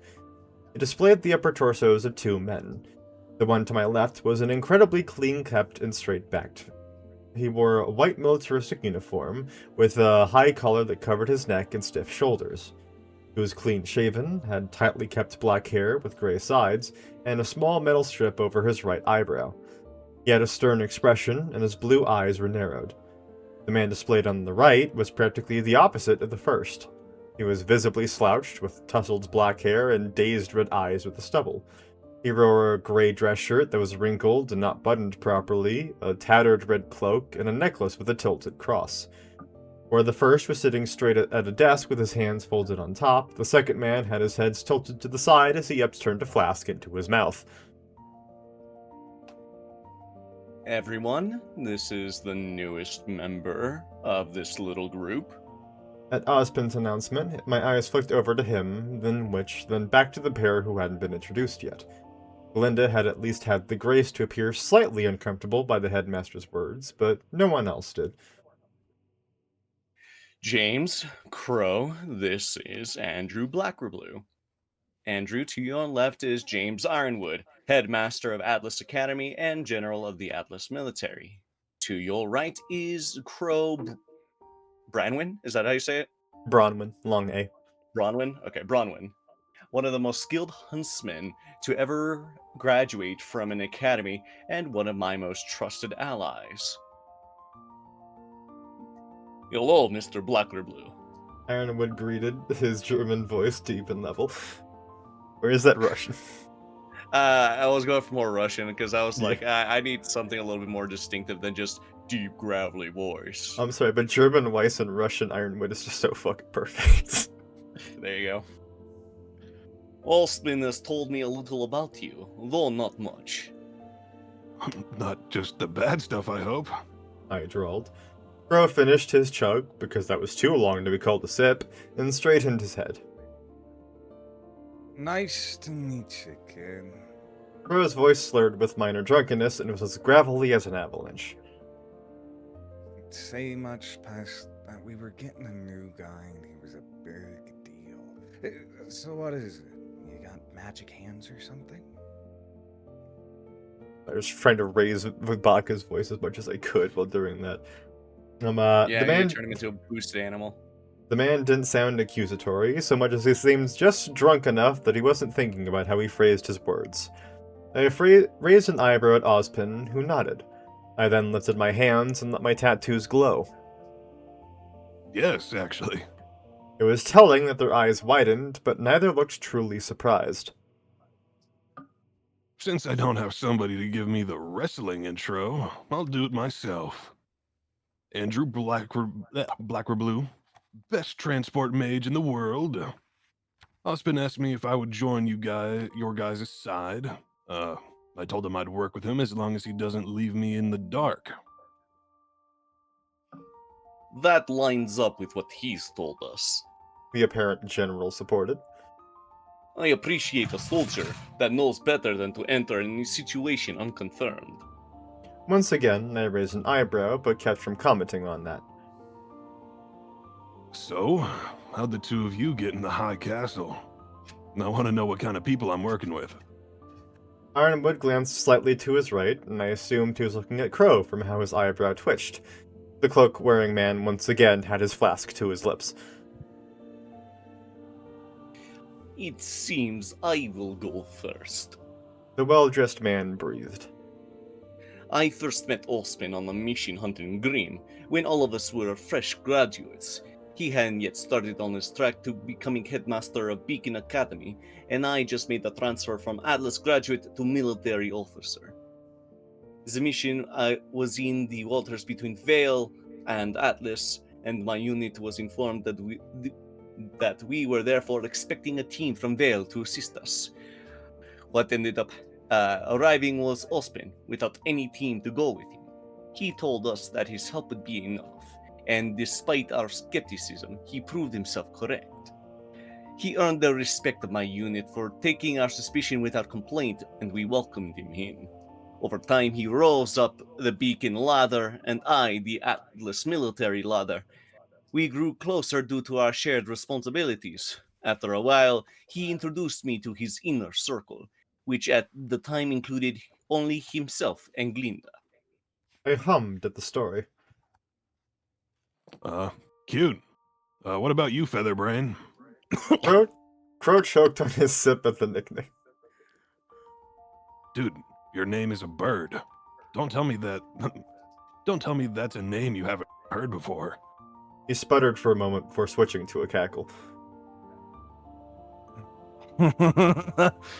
Oh, I like you. Not much of a story compared to Jimmy's. Got into Beacon a little after Oz became headmaster. Team I was part of were the biggest troublemakers of the school. Practically part of our daily schedule to show up to his office. Eventually, we became his favorite team. Fell for our charms, I guess. After we graduated, we went on missions for him. As time went on, my teammates decided it was better to stop. Now it's just little old me, the dusty old crow. I blinked. Wait, are you Ruby's uncle? Ironwood raised one eyebrow minutely, while Crow's jaw dropped in bafflement. You know my niece? Yeah, she was nervous as hell about going to Beacon early. I offered to be her friend and help her make some more. She's nuts over my magic. Both of the men in the call turned serious, displaying that Crow's drunken stupor was a clear act. You show students your magic. Ironwood questioned. Ozzy and I agreed that's the best way to blend in. Or, the best way to blend in was to pretend that my magic was a semblance. I informed, noting in the back of my mind that the man in question had informed the two of the members of his inner circle of my alibi. As far as anyone outside of this room is concerned, my semblance allows me to create weapons out of my aura. Crow instantly reacted. Yeah, that makes sense now. Figured she'd lose her mind over the idea of someone with effectively unlimited weapons. Ozpin suddenly stepped forward, a polite smile on his face. With greetings out of the way, Andrew, I'm sure you're wondering why you were requested to come to my office. It was not solely to introduce everyone, you see, he explained. The four of us discussed it last night, and we agreed that it was prudent to be able to see what you are capable of. To facilitate that, Crow offered a suggestion. Yeah, I found a White Fang camp north of Vale a couple days back. The red-eyed man rubbed the back of his neck. Decent size, been scouting it out to see what they're up to. 150 or so. I can take them out myself, but an extra hand couldn't hurt. I get it. I shrugged. Want me to strut my stuff by taking out a terrorist camp? Where's the camp? Due to the distance, I prepared a bullhead for you to use. Ozpin spoke up. If it all goes well, the mission should only take a couple of days. While you were in class, Crow and James helped me come up with a reasonable... I didn't ask for the alibi you all slapped together. I asked where's the camp. I interrupted. Ironwood and Ozpin both frowned, the general possessing a deeper expression than the wizard. Crow snorted and chuckled under his breath. If you'd like that first... The headmaster answered slowly, tapping a couple times at his desk.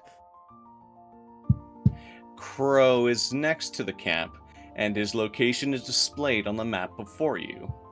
As he said that, the projection shifted so that the floor displayed a simulated map, and the tower we were inside was visible.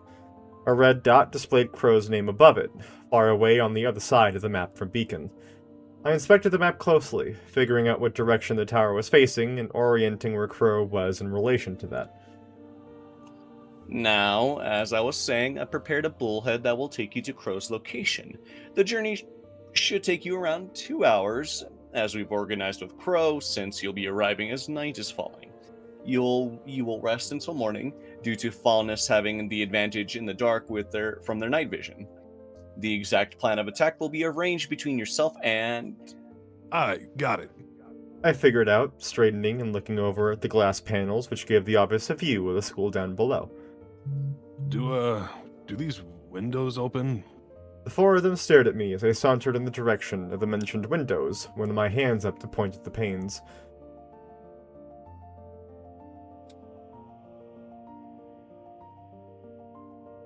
They do not, but I fail to see how that is relevant. Linda tilted her head, her eyes slightly narrowed. The whole point of this thing is for me to show off, ain't it?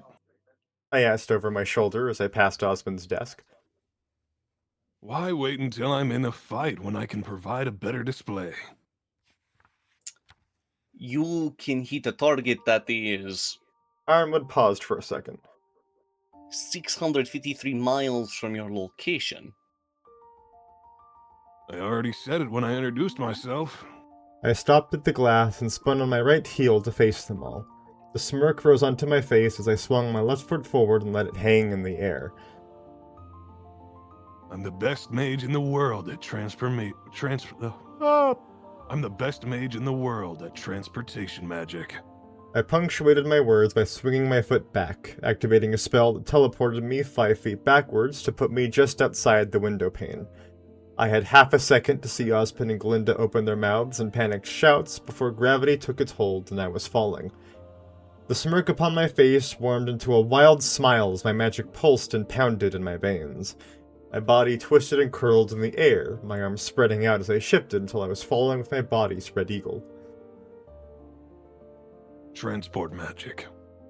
White wings. Acceleration. Railgun. The tattoos on my forearms glowed a brilliant, ecstatic white, and the spells were cast.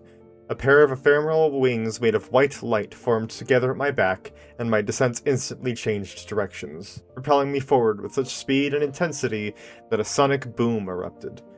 A joyous cackle left me as I blurred in the direction Crow's locator was, while I pulled on my mask. The world melted into green below and blue above, a roiling horizontal line being the only divider that would have been the mountainous horizon had I not been going at utterly ridiculous speeds. Just because I could, I allowed my body to spiral, feeling the winds aggressively battering at my head and shoulders, but blocked by my armor. I would have teleported, but it had more impact to actually travel. If they wanted a performance, I was going to give them the whole damn concert. I closed my eyes and kept track of the mental image I had of the map. The general having told me the distance helped a lot, even if I didn't often translate things into numbers. Move around enough, and you get a good feel for judging distance.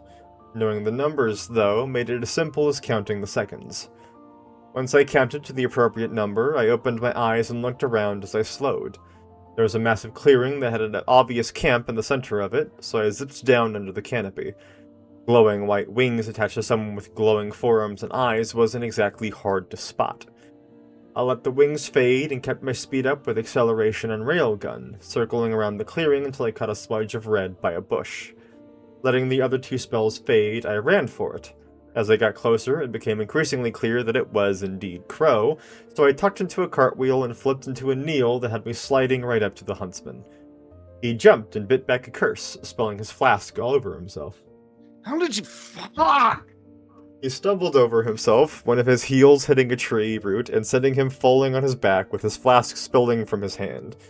It spun in the air, the liquid inside of it spilling out until the butt of it bounced off of his forehead, then onto the dirt. Crow! Ironwood and Ozpin's voices shouted from the scroll that had dropped from the ragged man's hand. I leaned down, picked up the device, and held it up so that I was in view of the camera. It's just me. Nothing to worry about. The call displayed Ironwood at his desk and the standing forms of Ozpin and Glinda in the gray-haired man's office. All three's eyes bugged at my reappearance.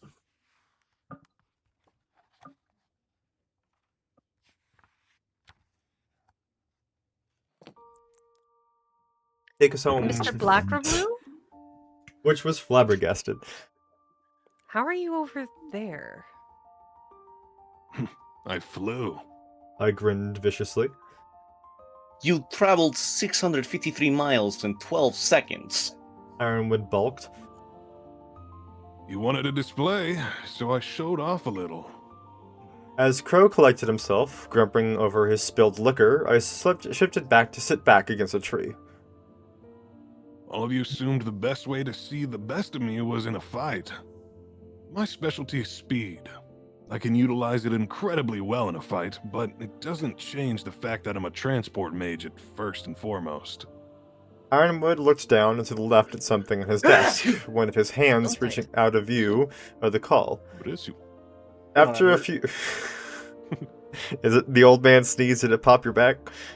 Yeah, no, I just hurt my sinuses. No. Ugh. After a few moments, he stood up from his desk in shock. You are skilled enough at your craft to go around 200,000 miles an hour.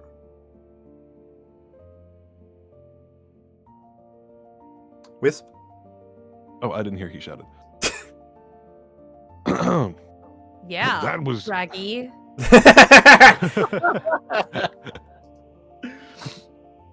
That was the small Yeah. stuff, to be honest with you. Shrugged out of me. I only used 3 spells to go that fast. I can keep from and I kept from teleporting so you all could get a feel for what I can do. You can perform teleportation. Ozpin breathed, his jaw hanging. If I wasn't trying to emphasize speed over quickness, I would have just used a coordinate-based teleportation spell to get there. Can you use that kind of speed in a fight? Crow inquired. Is anyone gonna bitch at me if I do? I asked instead. No one is going to believe a random group of White Fang members who claim to have lost to a wizard in the middle of the forest. Ozpin confirmed. That's why I was comfortable with using this mission, to get an understanding of your abilities in the first place. Sweet. Any important information you think I'll need on the camp, Crow? For a fight? I already said there's around 150 of them. As expected, most of them don't have their aura unlocked. Gotta make sure you give them love taps. The leaders do, though. There are 5 of the big boys here. Not sure if any of them had their aura unlocked long enough to develop semblances, but I wouldn't take chances with my luck. He sneered. Outside of that, they've just got the standard low-caliber guns and batons. A smile tore across my face, not that any of them saw it with my mask still on. I stood and tossed Crow's scroll back to him as I shuffled to the side, magic already thumping through my veins. My heart pounded in time with one of my heels bouncing on the dirt. You seem excited to beat some terrorist faces in. The alcoholic noticed. Nah. I breathed, backstepping through a bush into the clearing. If the White Fang paid any attention to their borders, they would notice me quickly. Just never liked reining it in. Teleport magic. Stepstone. My hands rose up as I let myself fall into the rhythm. Just in time, shouts began to ring out from behind me, the direction of the camp. I made sure to look Crow in the eye. My feet go boom, boom, boom. The next step teleported me 50 feet back, well within the camp. Boom, boom, boom. I was standing between 2 men in white and red uniforms, porcelain masks covering their faces except for their mouths. Both were mid-shout toward the direction I had just been standing in, which meant they would react far too slowly for my right foot swinging up and around to strike in the center of the mask of the man on my left. Since that counted as a step, I was teleported once more. Boom, boom, boom. Deeper into the camp, the song brought me, smiling in the face of another grunt. How sad that my mask covered my face. Another beat, another kick, another step. I was back by the 2 I had started with, the one I had kicked just barely having lifted off the ground, his mask splintering apart. My magic delightfully sang along with me as I stomped the next note into the grunt's chest, zooming me around the camp. The dance was slow enough that they were able to raise more alarms. Liking the noise, I wove it into the beat. The camp was made up of 20 tents arranged in a grid. Poor them, it gave me too many corners to slide around. Shouts turned louder and more frequent in the air, a little bit angry and a little bit scared. It was too much to resist. I began clapping along. They took up their guns. None of them could level the barrels at me before I was already gone. Gunfire crackled in the air, and I cackled along with it. I said, hey, you can't stop me. Bellowed gleefully from me, streaks of light from my glowing forearms trailing after each of my steps. 'Cause my pain, is so gasoline. I wasn't keeping track of how many I knocked out, too swept up in the song. Wouldn't make a difference anyway. My heart beats boom, boom, boom. Just for the hell of it, I grabbed the tarp of one of the tents in the center and tore the whole thing down. Boom, boom, boom. There went a second, third, and fourth. Not liking how even it was, I then took out a fifth and sixth. Boom, boom, boom. In no time at all, the remaining 40, apparently, entered the stage I had cleared for myself. I stood in the center, swaying my body to the beat, and refraining from taking a step just for the moment. Around 10 of them kept their guns out, though wary to shoot. Missing here would mean hitting one of their own. The rest switched their batons, so I lifted my hands and waved for them to approach. Those who charged howled in unison, and that was when I let the chorus sing. High speed goes zoom, zoom, zoom. They stood less of a chance than they already did while I was so immersed in the rhythm. Zoom, zoom, zoom. Especially in close quarters, the constant shuffle had me blink throughout the crowd faster than they could swing at me. Zoom, zoom, zoom. I had moved into those still holding onto their guns before they realized I was through with the melee fighters. My feet go boom, boom, boom. In less than 3 minutes, 150 White Fang members were unconscious on the floor from a single spell. The last beat took me back in front of an utterly gobsmacked crow, magical light rippling off of my arms as I closed out the song. Walking away from you. And that is Chapter 5, Test Your Metal. Yay. Yeah. Huzzah. It was wonderful. Huzzah. Thank you. Flip Thank the you joys. for the invite. Anyways, I have a birthday dinner to go. Have a good eat. one, Baka. Fucking Oh, invited, it's dude. your birthday. Happy birthday. Happy birthday, My Baka. birthday was on the 18th. I'm just doing it Happy this late birthday. because Happy I didn't want to birthday. do it. I did Happy birthday wishes to the birthday. wrong people, god damn it! Happy Happy day of birth. It's -2, oh my god, Sybil. Yeah, Fucked up that we weren't invited to the birthday. Yeah. it was -7 earlier. I mean, technically that is warmer. Ratios. So, yeah, I will make some mentions here. It is sad that, obviously, you know, Baka is on a time limit and he couldn't join for all of it. But for some mentions here, I will state. The whole mention of Andrew didn't lose any aura during the fight wasn't any implication that his armor actually was that good, or that he was that flawless of a fighter. It's just that, as mentioned before, he doesn't follow the same rules that everyone else plays by. He was just getting hit, but because he doesn't actually have aura to block the hit, there was no way they could tell that he was taking damage. While he is an incredibly good fighter, like, for anyone who's familiar with RWBY, they would very much make the complaint of Pyrrha's entire gimmick is being the single best fighter out of everyone in their group. The whole mention of she is the invincible fighter is consistent literally until the end of Volume 3. It takes 3 seasons before the very first time anyone lands a blow on her. So, having someone join in and immediately beat her in a fight, and seemingly doing so flawlessly, I can understand being taken as, you know, being fan servicey and being like, oh hey, look at my special little guy, he could kick Pyrrha's ass. Look at my little guy. He is my OC. He's stronger than everyone here. He could beat Goku. Beat Goku, yeah, no. then have sex with his wife. Beautiful. GG! No! The funniest thing about that is I don't even think Goku would care if you had sex with his wife. Yeah, all that matters He gets is- mad over his family sometimes. If you hurt Sometimes. him, if you hurt them. Yeah, that would that would count. I think that'd count. I mean, I'm fairly certain Nah. sleeping with the Unless wife it's, is like, the consensual opposite. Both ways, I think it would count. To be fair, Chi-Chi's going around limping, and he's like, "Who hurt you? This person, but they weren't hurting me." the thing is, I could fully believe that she looked Goku dead in the eye and she just said, like, I hurt myself stretching. He wouldn't even blink. Yeah, I mean, That yeah, stretching sounds getting strong. stretched out. Let me fight it. hit her with the, "Oh, you're doing stretches wrong. Here, I'll show you how to do them." And then he just starts physically bending himself backwards in half.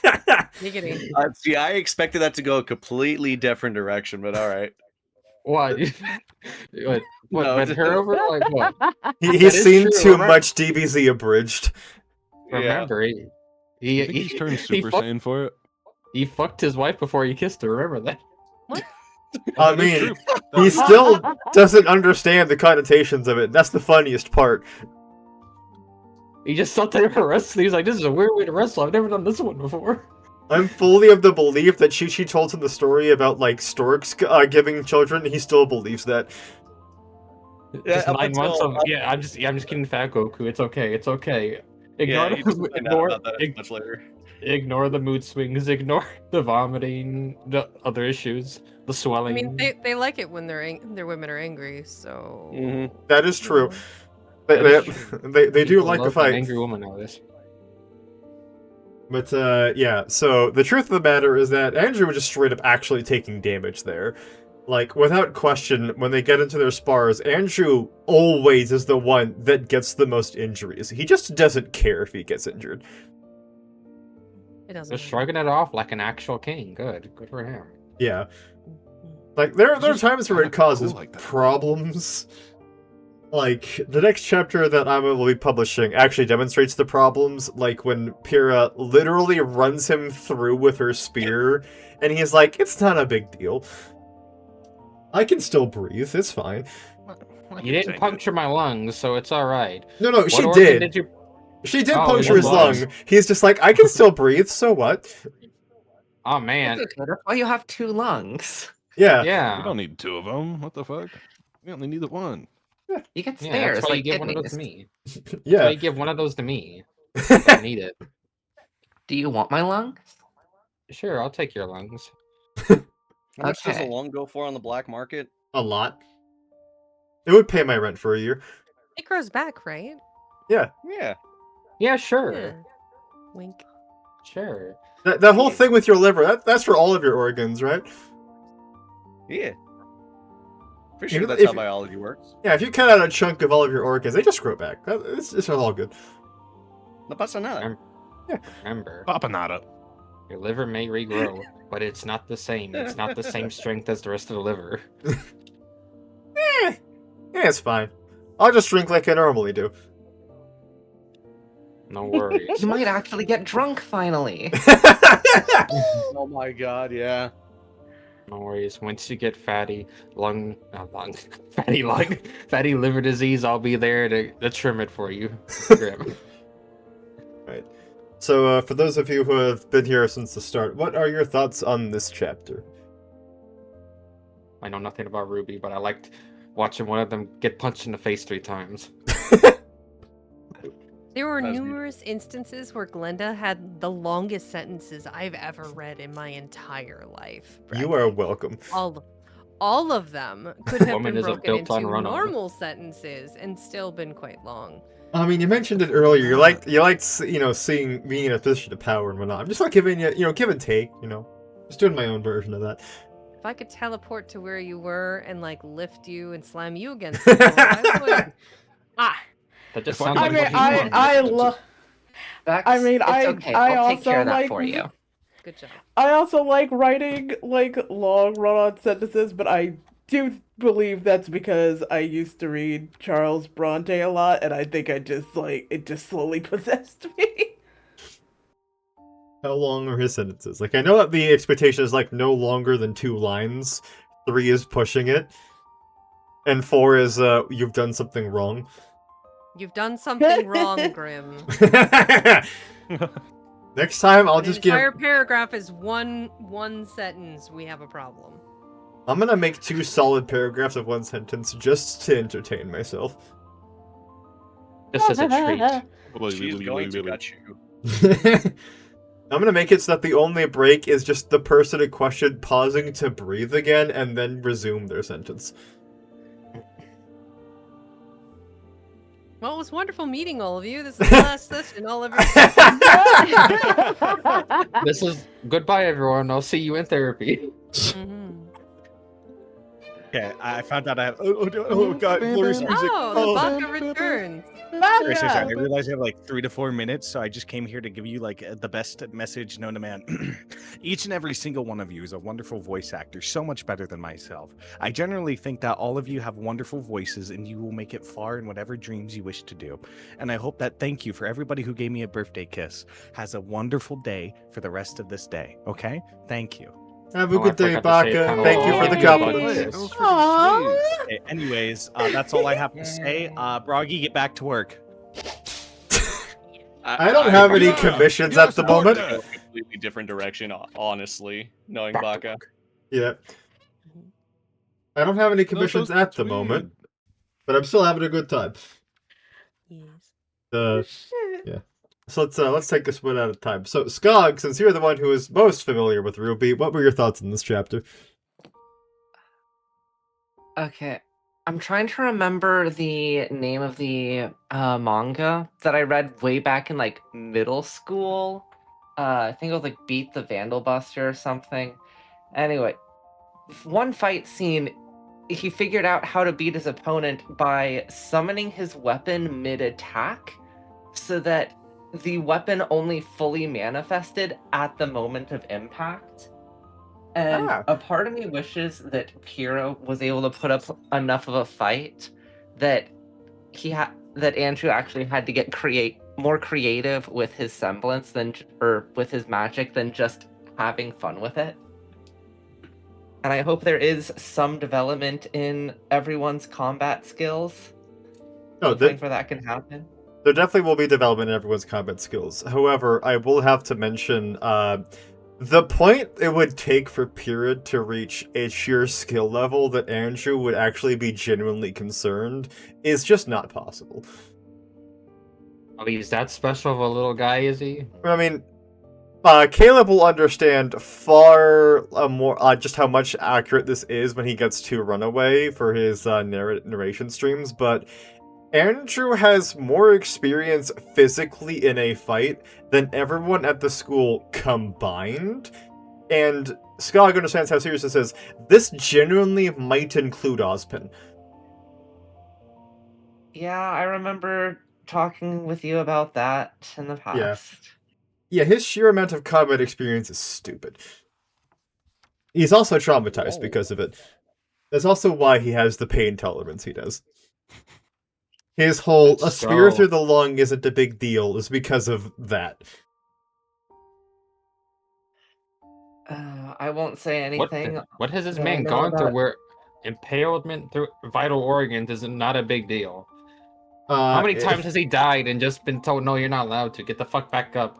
I mean, the whole point of his training is literally explicitly of don't die. Yeah, that was a line earlier. Yeah. No, as in just how getting an organ punctured, a vital one, and it's no big deal. It's like, what have you experienced? How many times have you died in order for that to be a no big deal situation? Like, what? I mean, that literally was the premise of his training. He's just fighting some dude, and the one dude's instruction is, we stop when I decide that we stop. I don't care how injured you are. All based? What the fuck? Yeah. Like, a line that he specifically told us, I believe, like, starving, sleep-deprived, blind, and deaf, we will still continue the fight. Understandable. Noted. So yeah, that is Andrew's expectation of how far you should go in a fight. You know, that reminds me. Grim, you should start reading the Immoral Guild manga. I probably should. I have such an insane backlog, and that's gonna have to be after I finish Soul Eater, because I haven't picked it up in a while, and it'll absolutely be after Homestuck, because I have to start reading that on stream. Okay. You poor man. I mean, I got yapped at by a really cool moth for long enough that she got me into it. I would be there just for the moth. Homestuck would be a hard sell, though, still. I mean, the best flavor. This is a wonderful person. I understand. I know how I'll get everyone's attention for the Homestuck streams. I'll just kidnap Styx and just put her in the corner of the screen and have her just sitting there doing Styx things while I read through Homestuck. Yeah, she's probably knitting or something. I don't even know if Styx knits. I don't know. I just Definitely eats honey. She does That's too. Styx is sophisticated and does embroidery. Oh yeah, all we have to do is lure Styx in with honey. Yeah. I mean, honestly, if I literally just say Homestuck, they might summon her by itself. She is the one that went on a 3-hour yapping stream about Homestuck, and somehow didn't tell me anything about the plot that entire time. There's plot? No, that sounds like Homestuck. I like how I got both opinions of Homestuck at the same time with that, of it has a plot.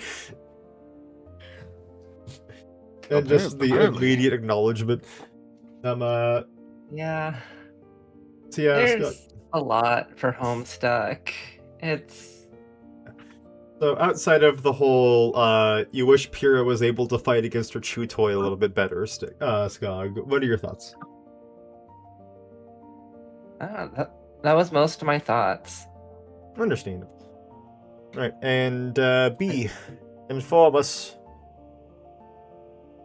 Outside of the sentence structure. I actually love... I said outside of the sentence structure, naturally. You know, I actually really like how you write Andrew. He is a sassy Like, rat child from New York. True, I really do love just the unpredictability of him. And, like, his fighting style. I find it really interesting. Like, I love the... I love how you wrote the fight scene because, like, when you're reading it, you can very clearly picture it in your mind, even if you, like, haven't watched RWBY before. Like, I like the way how you... like, the tone of it, like, how you like deciphered everything that was going on, like the world building that you did. I really do love how you can see each like switch change of the weapons and how intense the battle is just by using words alone. I really do like that. Yeah, appreciate it. Alright. Dying. Well, Syphils is dying. Vex, what are your thoughts? Outside of the sentences. I feel like the development of the character seems to be in a bit of a flow state. I'm kind of curious to see the direction things are going, but I don't come from a background where I understand or have watched RWBY the animation. I don't know. It's been kind of interesting to see like how different people play certain characters too. Like I think we've had like 3 different Andrews.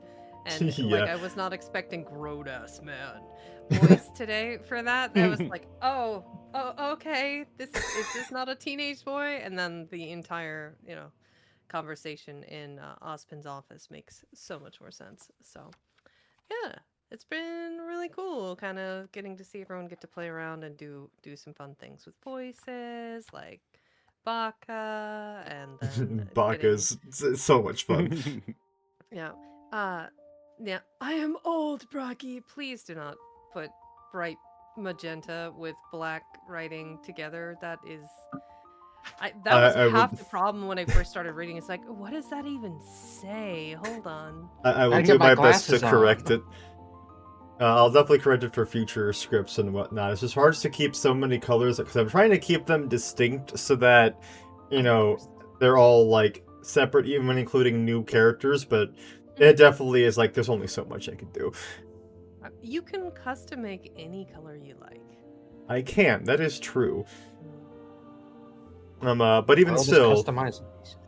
Yeah. So you did mention that there's like a certain understanding in the scene with Ozpin that you got. Yeah, it just kind of shows how powerful Andrew is. I don't know the circumstances of where he came from, but he's definitely posing as a teenage boy, I guess. Not well. It's just kind of interesting. He seems more like a weapon of mass destruction, you being lent to this academy for whatever purposes. It feels it's like just an excuse for proximity, but he could it be feels- anywhere, at any time. So Yeah. even know why he has to be here to be functional. I mean, there was the beginning where the whole thing is that he doesn't know anything about this environment, and they're giving him easy means to learn more about it. Mm-hmm. And there's a very big difference between you're in the world trying to talk to people to understand what's going on, and you are literally at a school where we're teaching you history. Yes. Yeah. So those are my thoughts so far. I mean, all of this is I roll out of bed. I haven't had coffee, so good. Alright. Wisp! What are your thoughts? Yes. I like Andrew. He's cool. He reminds me like very heavily of Hikari from JJK. That's like the biggest similarity character I can think of because you know That's a good musically comparison. he loves taking hits, which is pretty sick. He just walks that shit off. Yeah. He's sassy. Like it's probably pretty close to 1-for-1 so far. And they're both extremely powerful, and they're so cool. I love their fighting styles. Yeah. And with what is it, Andrew's thing with the music thing? Yes. I think that's cool. I think on beat, like imagining him teleporting somewhere and just fucking donating someone is so cool. Yes. You'll definitely see it, ironically, in the same chapter where he gets impaled. Of the next chapter I plan to put out is actually the entire cast explicitly trying to break down his fighting style and understand it, and coming to insane revelations about it and how he functions. And it's also deeply tied to his character. So the whole thing is that this is literally just me being a dramatic motherfucker who intentionally hides things because he wants to have the really cool, fancy reveals. But I have been severely toning down the musical nature of Andrew in this story because I want to have like the really cool reveals about it. In the actual book proper, in Runaway, like that was one of the biggest praises my editor gave me, was the fact that throughout the entire book, Andrew just feels like less of a person and more like a song given form. Everything through his perception and his eyes in the book proper is everything is tied to music and sound and rhythm and beats and things along that nature. And like that, I've been severely toning it down because I wanted it to seem like more of like having those like inspiring moments of like, oh shit, this is why all this has been this way. Sentient AMV moment. Ironically, that happens canonically. We get diegetic AMVs in my stories. That actually becomes a really big deal in the stories of the fact that he will physically, if he's really like genuinely like in his rhythm, in his moment, physically is producing music. Yeah, no, and the way you described it all visually, yeah, very, very good. I could very much imagine it. Yeah. And Syphils. Especially as a newcomer who knows nothing of what's really going on, I wish to inquire about your opinion. When it comes to the voices, I like the voices everyone was giving. I know like very minimal, like literally just designs at most, and maybe I've heard their voices once, like years and years ago for these characters. So there is no like preconceived. So I think everyone's doing good at adding a spin to it. I like Andrew as a premise, just very much like a what the fuck wild card in this sort of setting from what I've seen so far. If someone with magnetism who doesn't really seem to be able to stop such amount of force is like, well, that's an interesting thing to have. Like just two clashing giants like that. When it comes to power scales in two different settings. As for the characters themselves, don't really know much about them. I liked the haughty nature of was it Weiss? Weiss, Is that how you pronounce it? The haughty nature. RWBY didn't talk much, so I don't know. It just seemed like typical anime, cheery, whatever type. Yep. yang. Making bets immediately is pretty good. And not many, like, solidified opinions yet. This is a good start, though. Yeah. Especially since I didn't mean to come here. I was coming in here to harass you two when I first arrived. Oh, yeah. We love impulse decisions. Impulse is my middle name. Did you really expect to get into a VC with me and not be dragged into shenanigans? I mean, most of the time it's just chill when I'm in a VC with you. Ain't nothing happening. But that's mostly because it's really late at night when I end up popping in a VC with you. You're just getting sleepy. Yeah. There. So, for some changes that were prominent in this chapter, that I wanted to point out is particularly because I did literally reference this like less than a week ago, I think it was, when I had my RWBY stream, where I went over the presentation of it. One of the biggest things I mentioned was the fact that the show originally proper does an incredibly terrible job at actually making the problems that people are dealing with feel like problems. They are very much a case of telling you that something is an issue, but never actually showing that the issue is being had. And one of the most prominent of those issues is racism.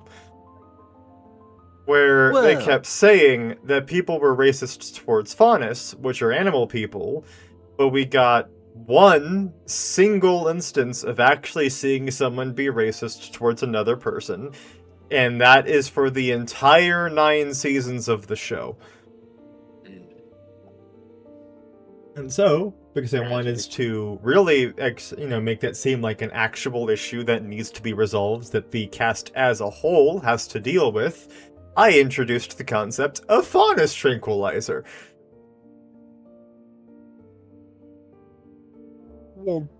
And I even had a friend of mine who knows chemistry to help me figure out how it works on the faunus body and why it is particularly more effective on them.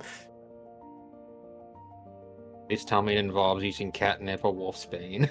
No. Aww. It's more about just severely slowing their heart rates so they just can't be in an active state. I see. Mostly because getting rid of the pests too.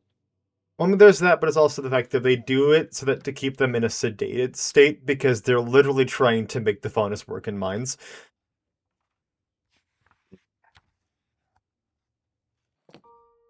And I figured it'd just be good for general world building of to have the reference of faunus tranquilizer by using it in the context of making it seem like a mythical thing that the Schnee Dust Company has been actively trying to say is a lie.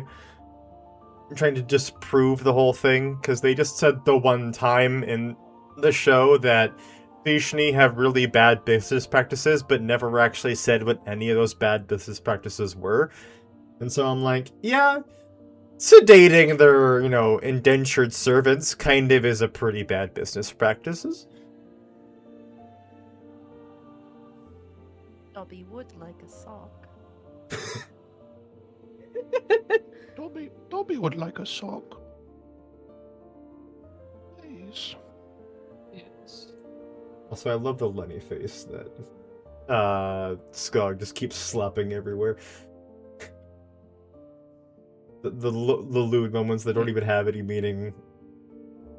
Like during the fight when Andrew's grabbing Pyrrha's spear.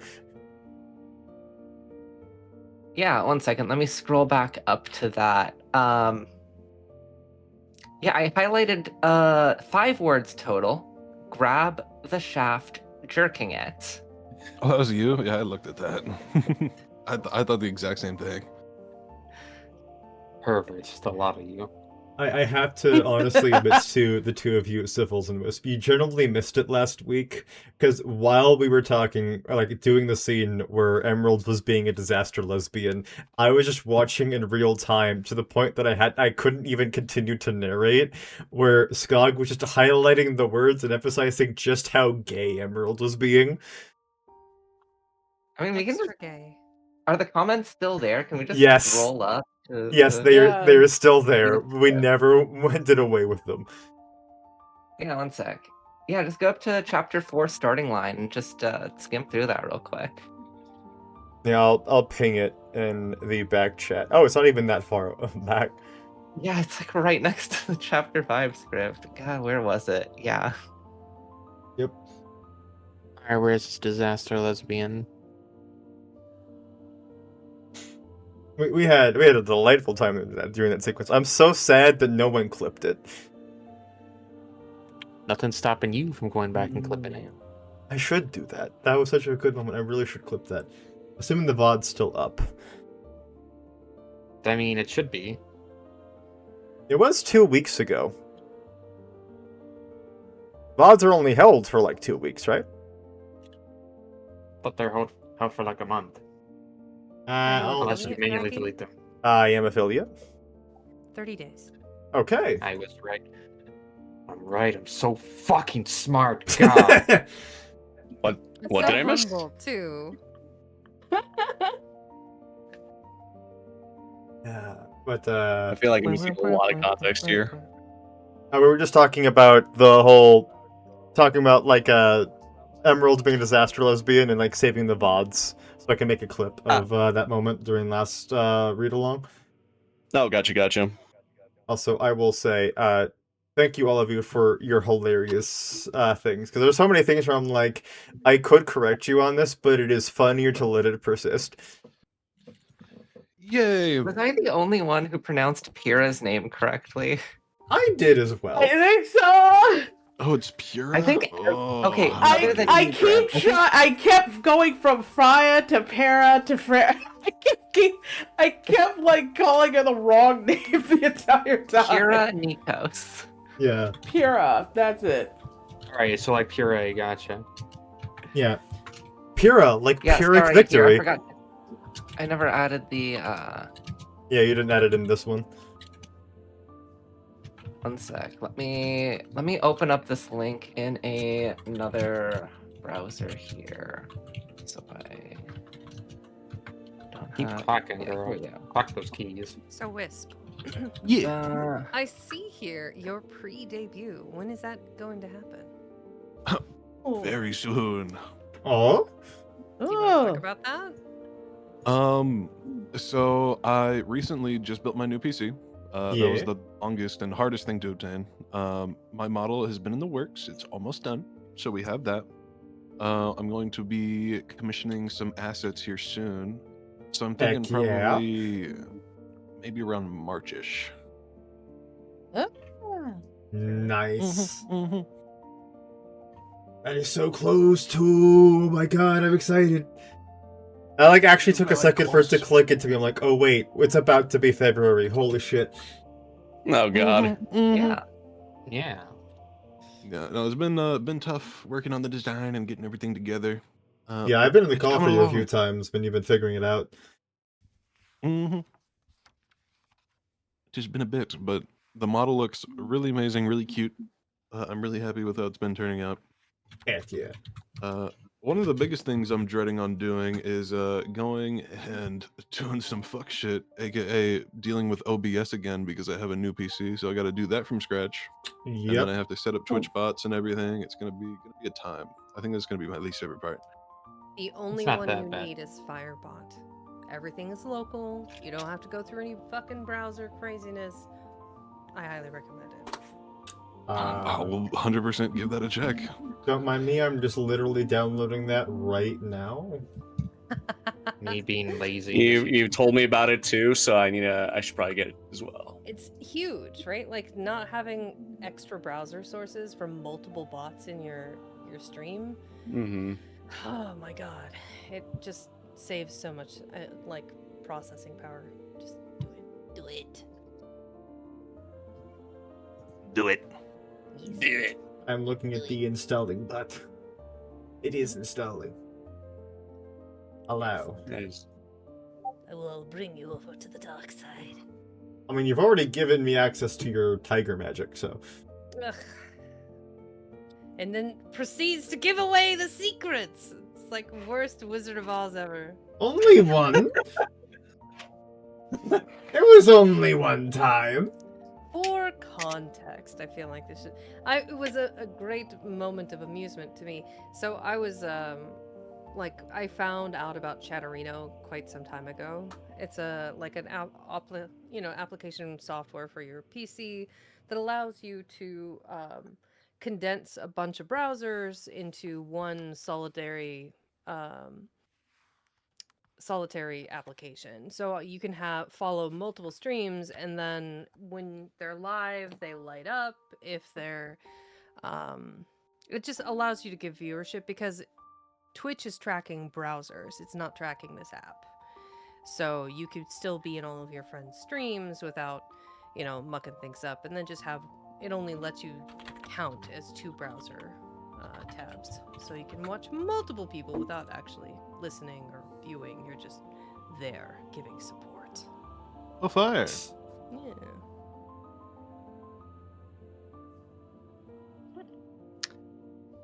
Neat.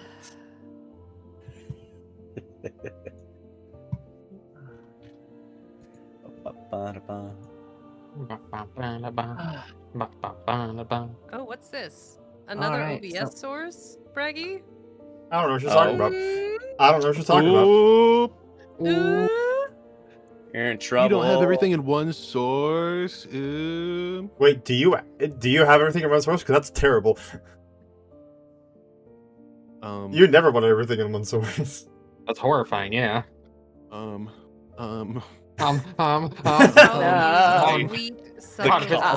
Panic. Todd with his pants down, his dick in his hands. Oh my god, this tells me when the next ad's gonna start. I can warn people appropriately. Holy shit. There, young Bragi. It's okay. This is so cool. I'm gonna have to fuck with this so much off stream. I'm still working on the walk-ons because it has to be like a text file and it's kind of a pain in the ass. But it's really like once you learn how to format it in Python correctly, it's really, really nice. So now if like Caleb came onto my stream and said anything, it'll be like, ping, check out Caleb Oscuris. He's like, nice. So I'm working on writing this up for all the booktubers and the VTubing group and all the homies. Heck yeah. Yeah. Yeah. So I will give a little bit of information as an enticing little thing for the next read-along for people, including the voice actors themselves. I really just mean Skog here. Starting next chapter, we'll have Coco, the proudest lesbian. Hell yeah. Ooh. I thought you were gonna offer us like hot cocoa. I was like, oh, fucking. I was gonna say, it's sweet. like, yo, Bragi, that's fucking sick. Yeah. How are you gonna get it here and keep it warm? I don't know. I mean, feel like we'd have to lab it, but like it would be pretty cool. See, what we would just do is I would just like have a kettle on me, and I would just like have an electric kettle, and I'd just run the whole way from where I am to your guys' house. I was just gonna say, overnight it in a thermos, and that way it'll at least get there like moderately warm. Yeah, but it doesn't Don't have that overnight personal ship touch of anything. like looking you in the eye as they pour the cup for you. Never overnight anything. I'm trying not to scoff at the idea of overnighting anything where I am. That's cute. That's really cute. I'm to the shipping Come on, company, Grim. God, You're only like 20-ish hours away from me. I By can drive driving, that. yeah. Walk So yeah, I'm still looking forward to this alleged California camping trip that we're supposed to do. I mean, I'm still on board for it. Yeah. camping trip. Whoop, whoop. I was waiting for Grim to be in a slightly better position financially. Yeah. I haven't paid this month's rent. Ooh. Belt. Yeah. I've already got a notice, and I had to use my mom's phone to call them to say that I'll get the money somehow, even though I don't know how, because my phone service has been shut off, and I can't call them directly. Ugh. Yeah, not that it's a problem for anyone here, but Discord is literally my only means of communication at this moment in time. Alright, it's time to tell Mama Grim, yeah, you gotta get a Discord. I mean, thankfully she has an iPhone along with me, so I can send messages because of the Wi-Fi texting feature. But that's it. As an aside, did you know that Grimlock Bragi does custom stories for $20? Check out their Ko-Fi. Yeah. Or it's more money if you want to commission me smut. I'll write whatever dirty shit you want me to. Giggity. I have to look into. All right, Nothing. time to look up all the weirdest niche fetishes just to traumatize. If you really want to test my limits, I wrote for someone Vin Diesel self-cessed. What? Oh. I mean, Hey, please tell me that you charged more than just what, $40 for that? Please tell me you charged. You realize my rates for smut is $100 per 1,000 words, right? Okay, I just wanted to be sure. I was just wanting to be sure. Yeah, no. If I'm gonna be that's having weird, but that's pretty mild. If I'm gonna be having male Vin Yeah. Diesel fuck female Vin Diesel, I'm gonna be paid a lot of money for it. Oh, is that self-cis? I thought it was just gay. No, I hope I it's- my own personal restriction is that while I have no qualms about it, I am not going to write gay because I can't personally get off on that. I'm just liking to imagine that it's Vin What Diesel. did but I it's just get female a Vin ping Diesel. for? I just heard a It's a ping. Oh, you're getting debated. Oh no. I heard a notification. What did I just fucking hear? I heard the noise, but the stream said, no, you're not allowed to hear or see what notification you just got. I have a feeling I know what it is. Give me a second. It's gonna be some foul shit, isn't it? Hold on. I'm checking my I Twitter. know who it was too. I'm checking my Twitter because I think it was Ember. It was someone who was anonymous. Oh? Someone. I feel like someone wants to tell me something. Oh, thank you, Val. Listen, it's since you were talking about like weird stuff, I was talking about like my weirdest one. I was like, someone wanted me to like do CBT, and like, the craziest thing Oh, is cognitive like behavioral therapy? Wow, that's what I do for a living. Oh my god.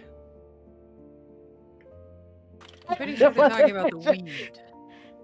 Oh No, no. No. No, I knew exactly we what wish. Neon meant when she said that. I knew exactly what B meant when she said that. Oh, Dios mío.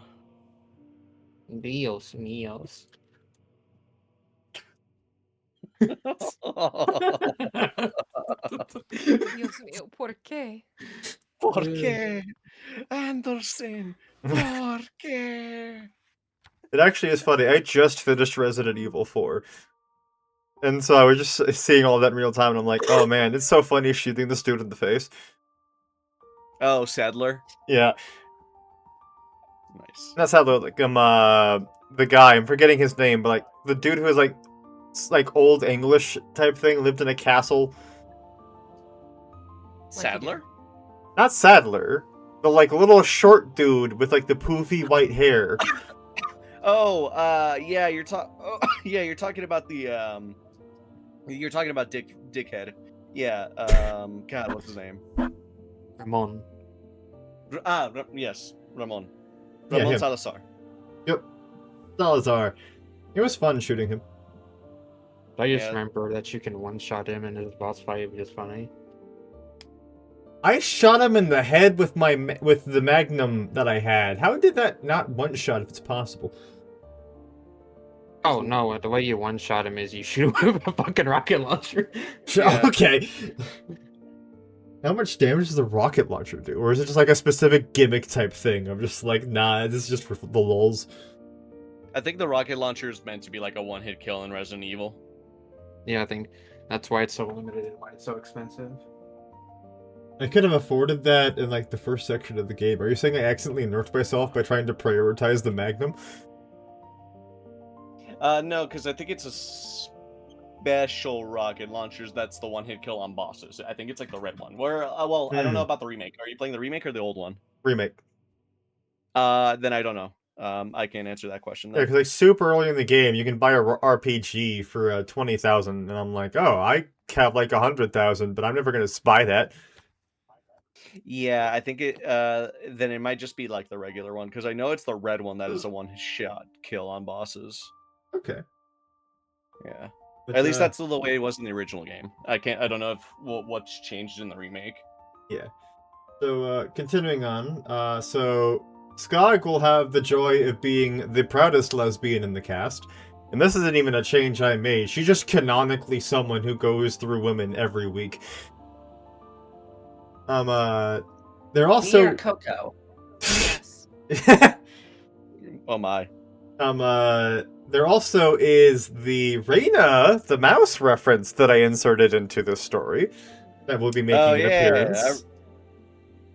Professor Peach, the adorable mouse faunus. We were also going to get Best Bunny Girl Velvet. And Tired of Everyone's Shit Engineer, Professor Mulberry. Take note, I just straight up had to invent like 4 teachers for this thing. Because they just said, why would we make a full cast of staff in our school setting when we can just have 2 teachers? That's like every anime style thing. Here's 2 teachers. Yeah. One's the good one that's on your side. The other one's the bad one that hates you, but people love him because they hate you. That's still better characterization than anything RWBY does, because you don't even get class time with them.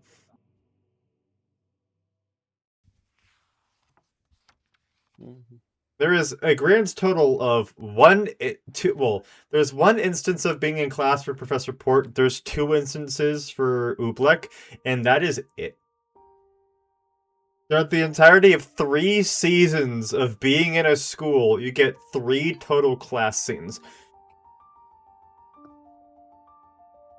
And none of them are even for the sake of the class, it's literally just so you can see the character dynamics form.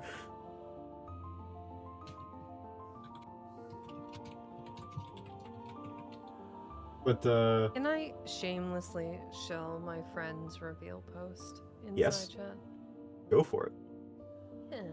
My friend is gonna be revealing her new model, so if anyone can like and or repost, Yuki is super cute. Yeah. Hell yeah. Yeah. And we'll do that. I feel like I have a captive audience, so this Good. would be good. Yeah, let me go on my phone, because I have not bothered to log into Blue Sky on my PC, nor do I honestly care to.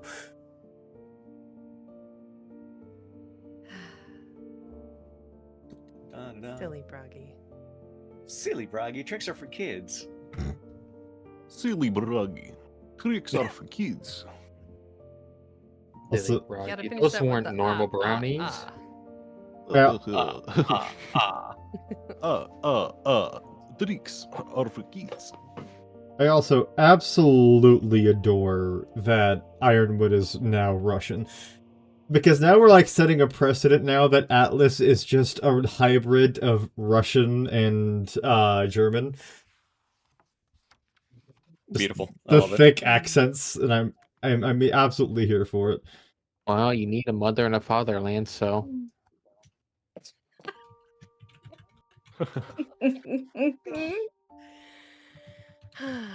Yep. I just realized, to my great disappointment in myself, that I have not actually been following Vex on Blue Sky until now.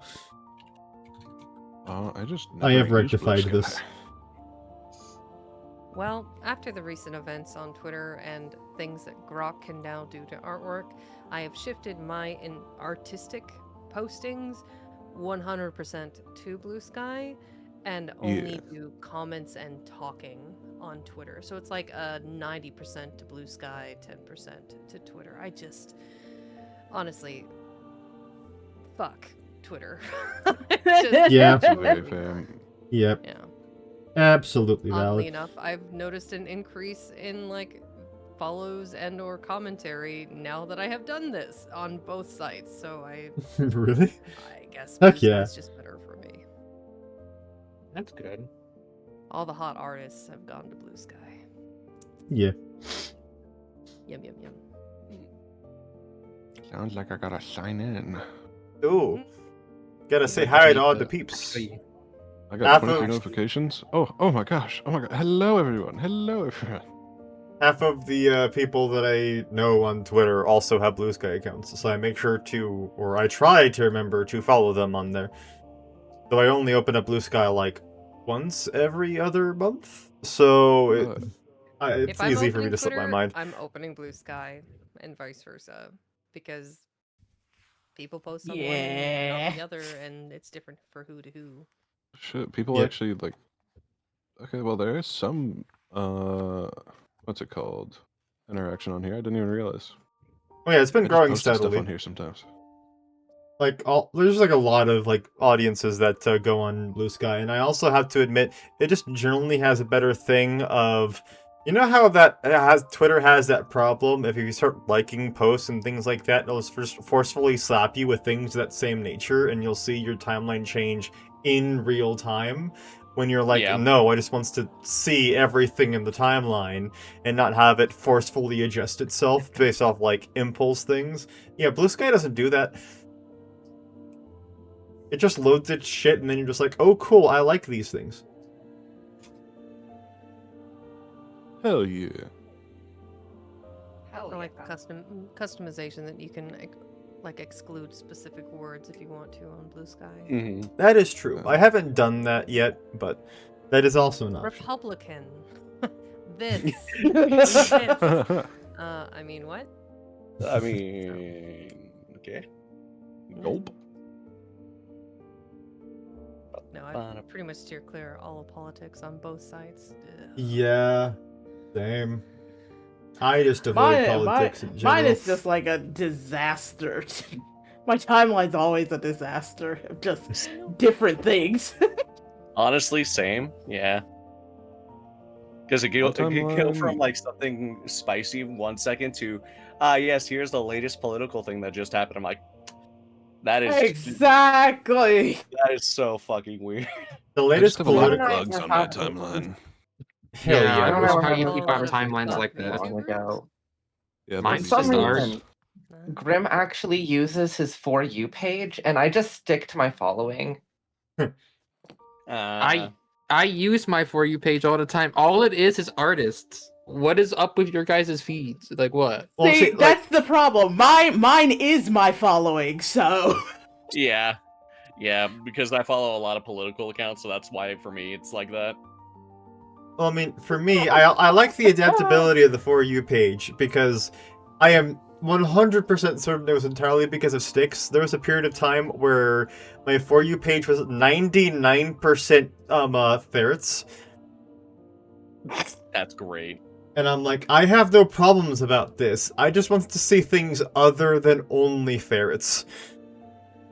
Oh yeah, all my For You is just like character design. Gotta start only ferrets now. Yeah. That's It all might already mine is, and exist. then artists and animals. That's all Mine's my For You character is. design, artists, and Silk Song stuff. Nice. What the fuck do you mean Wild is getting a Hololive collab? Wait, what? What? Is this real? That took What a is fucking this? turn.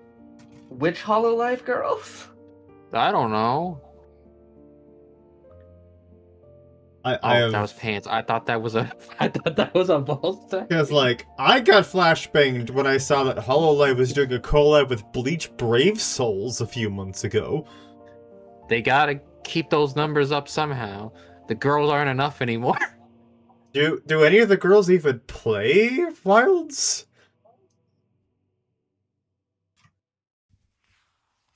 I don't think any of them do. No. I don't know. I have no clue. I would never know. I don't watch enough Hololive. I don't watch any of them. I watch a lot of I have Hololive. I no haven't clue what seen. you're all talking about. Hololive is one of the biggest VTuber companies that exists. Their gimmick is It's one idols. of those things. Yeah, their gimmick is that all of the like VTubers are idols, so they have to like have an image they explicitly have to preserve by contract. So, like, Ah. one of the running gags is that they don't go to the bathroom, they have idle meetings. Oh.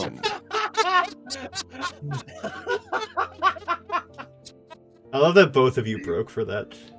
Oh, what the fuck, dude? I hate that so much.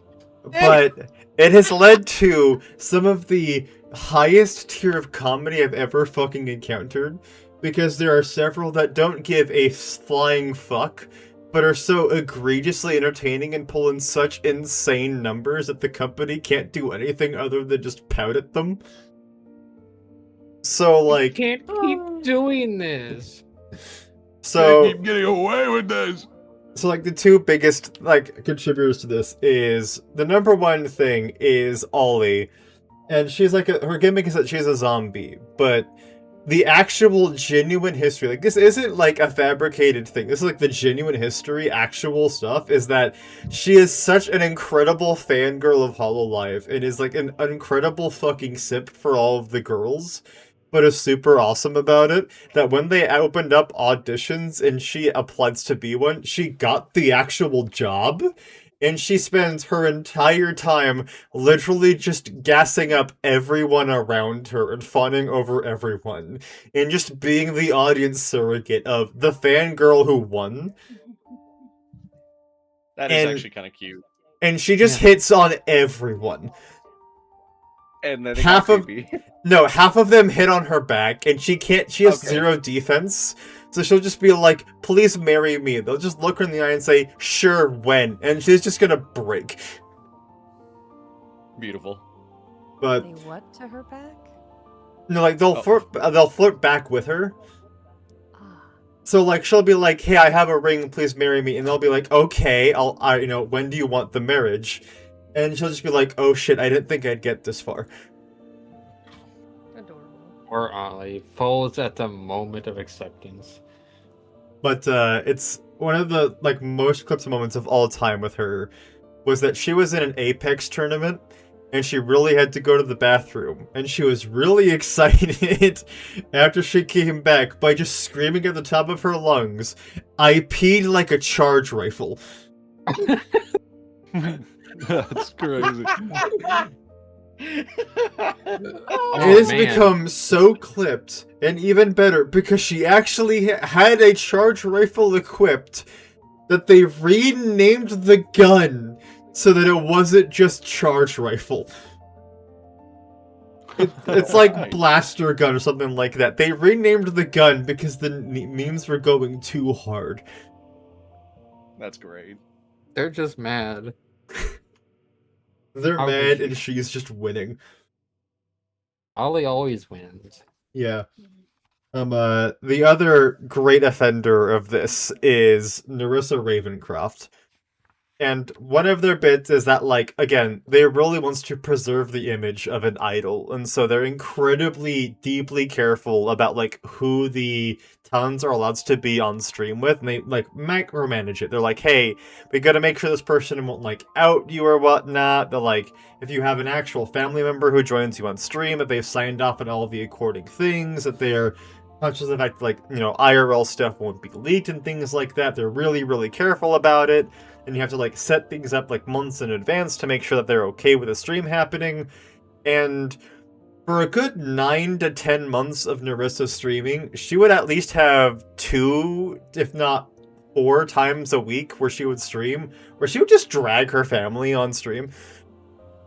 No asking permission from the management, no, like, checking in with them that they were okay with it. She just kept doing it, to the point that the fans drew models for all of her family members, and she just started using those PNGs on stream. That's great. Well, that's just super cute. And then it was only like a year later that one of the managers entered their stream just to, like, check in on how she was doing. They're just like, why the fuck is your sister here?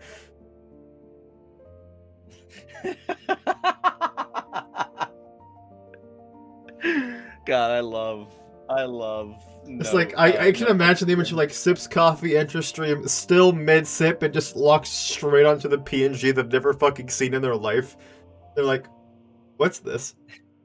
How the Who fuck is do the this? managers, by the way, not like? How are they not in the streams watching their talents? Like, That was the thing that like Narissa was like her biggest thing of like the thing that like the why they couldn't get her in trouble was the fact of like the fact that she got away with it for so long. She didn't get reprimanded once for like an entire year. She's just like, I thought they were okay with it. God, God, VTuber companies are so fucking stupid. It was like the perfect degree of miscommunication of all of the mods kept seeing that her family would enter the stream and think that it must have been okay, so they don't see a problem with it. Because no one's communicating back the fact that her family is on stream. None of the managers are like, I wonder if there's anything that needs our concern. They're just like the ones like making the schedules and things like that, and there was just like, oh hey, I have a karaoke stream. I'm gonna bring my sisters on because they're also classically trained in opera singing. Jeez. And That's then crazy. no one thinks to ask themselves, well, like, are we sure that the managers know that this is happening?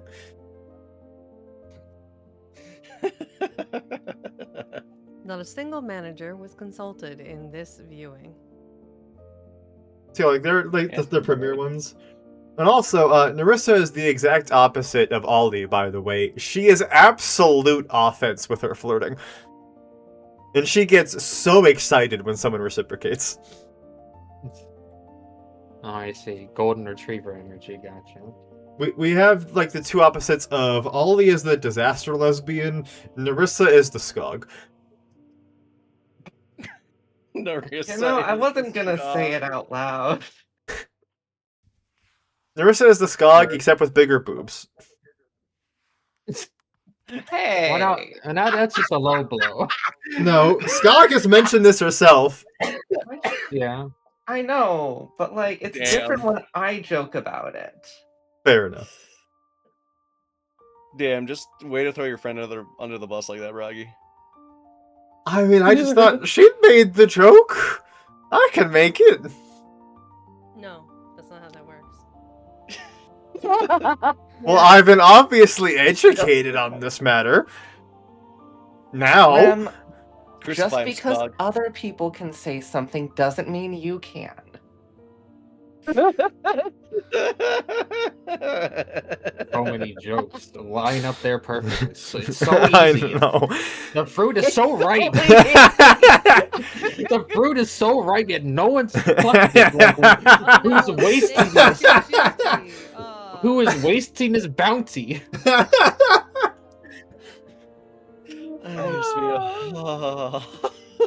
You can only have moments like these in a live stream chat, folks. What do you mean? You can have these in private calls too, but those ones go farther. that is true. That is true. I have heard some truly heinous things that definitely are not safe for Twitch in private calls. Yeah, it'd be like that.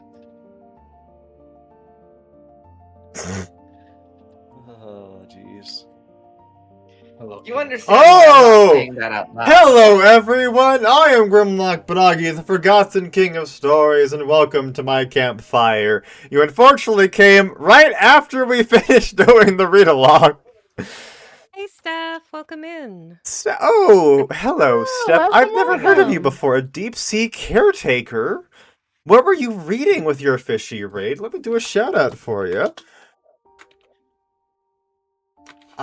You seem to be familiar with them, Yeah, they do really cozy ASMR and reading streams. They're another booktuber Please too. tell me you're reading Moby Dick.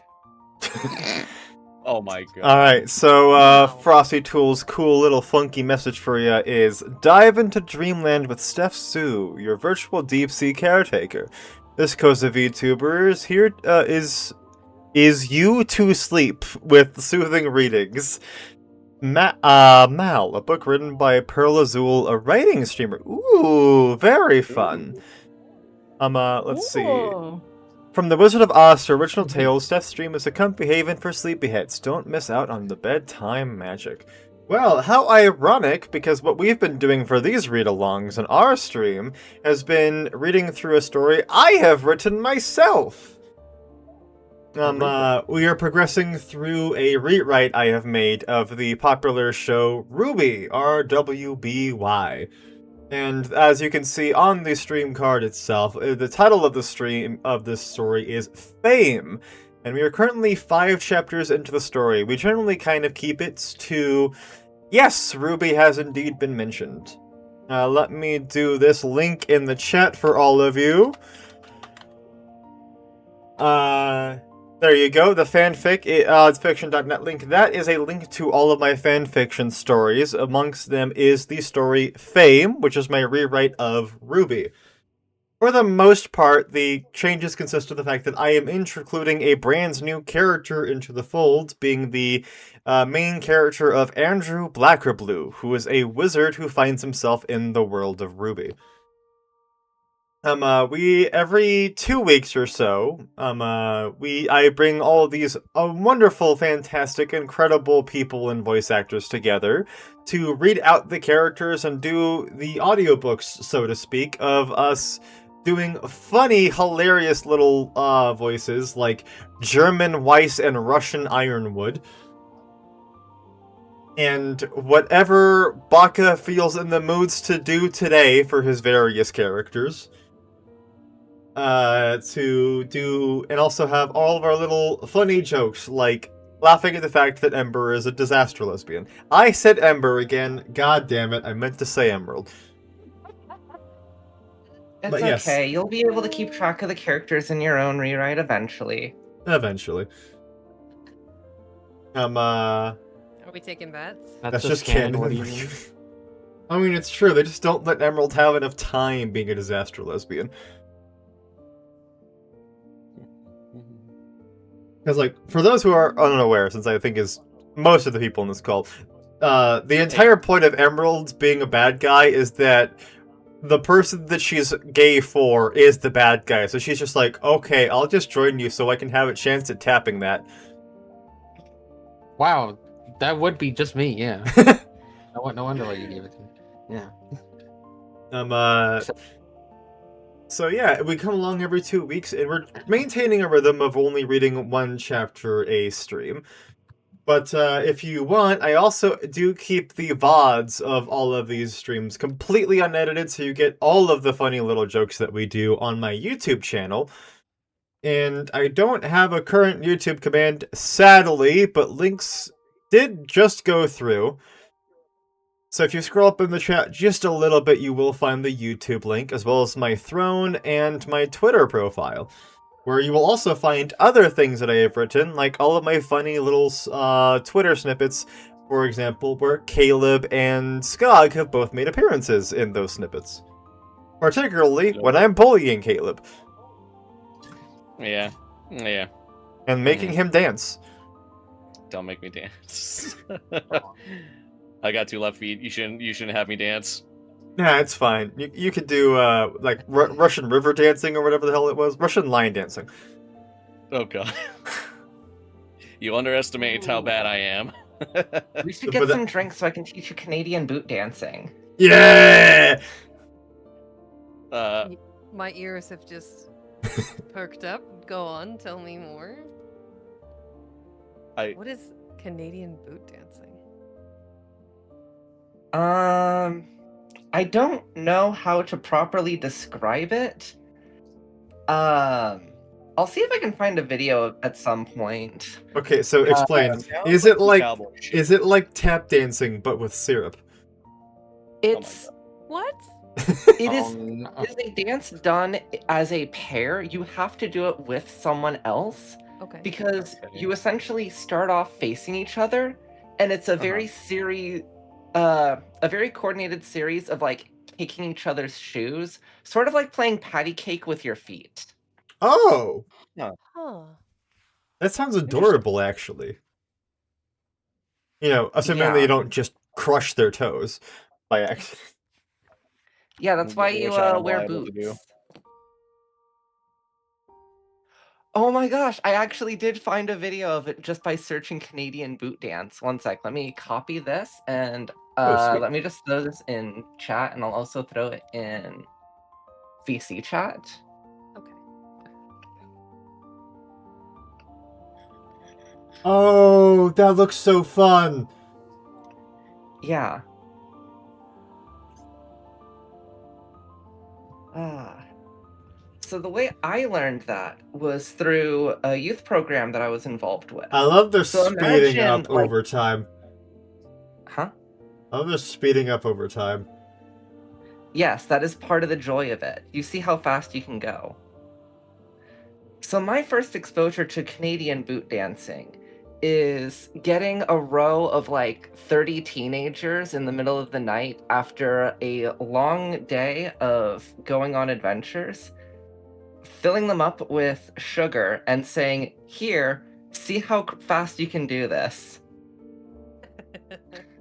That sounds like the Nowadays, best recipe for disaster.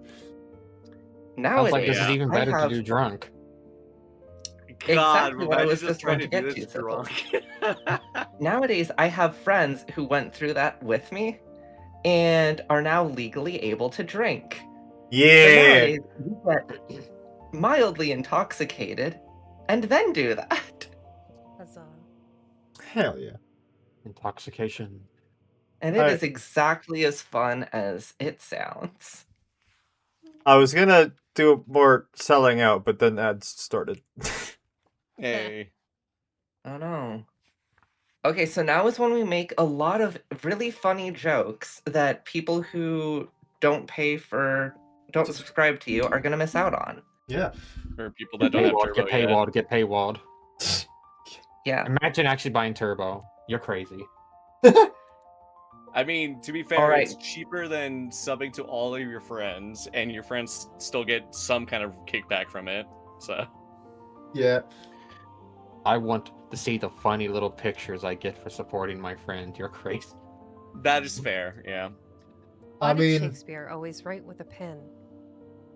Why? oh, no. Because pencils made him ask, to be or not to be? That is cute. I like that. I'm staring at Dude, my this is exactly the screen. kind of high in tier humor we judgment. have to paywall. That is Indeed. like librarian humor to a T. Oh my god. Yes. What building has the most stories? Oh god. Library? The library, yeah. I love hanging out with you guys. We get to have shenanigans like this. I started reading a book about mazes. I got lost in it. Do you just like have this pulled up on a tab, or do you have it Yes. memorized? Just yes. I was gonna Haven't say, been to a library in a while. How do we find the books? I can't tell if that's like a setup or if that's just the whole joke. That's the Dewey? joke. It's Dewey Dewey Decimal. Decimal? That's the joke. Oh my god, Oh, I'm too old for that. You're Okay, a that one took me writer. a bit. Come on now. That one took me a bit. hey, Caleb's also worked in a library. It took him a hot second. To be fair, I've not worked. I've only studied. So I work it. I've literally worked at a library so long that I now know the Dewey Decimal System by heart. damn. I've tried getting hired at a library. They wouldn't take me. What is the spookiest kind of author? Ghostwriter? Correct. All right, I'm back. I'm just staring at Terrible my book for leading screen in puns. judgment. I'm just staring at my screen in judgment. Of what? Go on, Vex. Let him have it. Why What's don't that? readers have extra time? Give me a moment to think about this. I don't think that.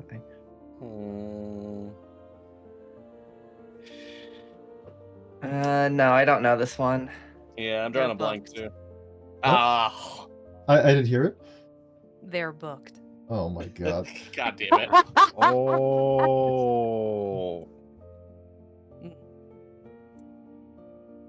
Oh.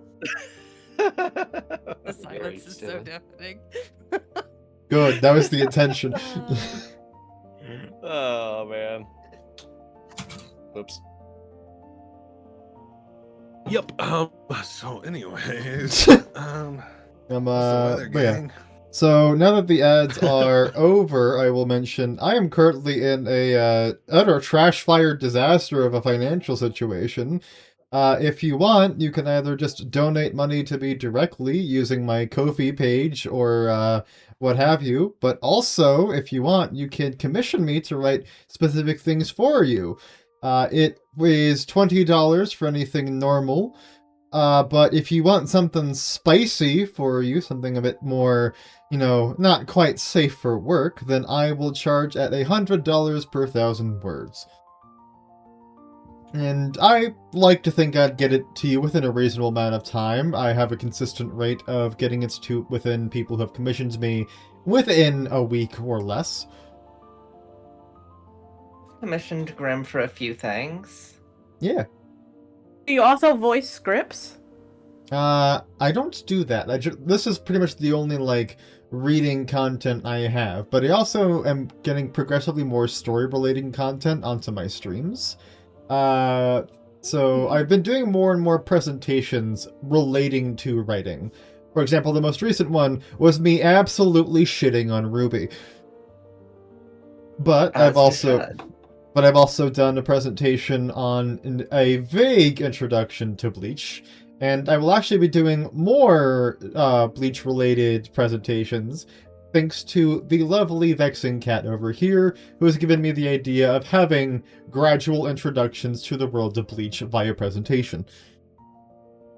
So, I don't volunteer for this tribute. I may have given you the idea, but I don't remember doing it. You're getting credited anyway.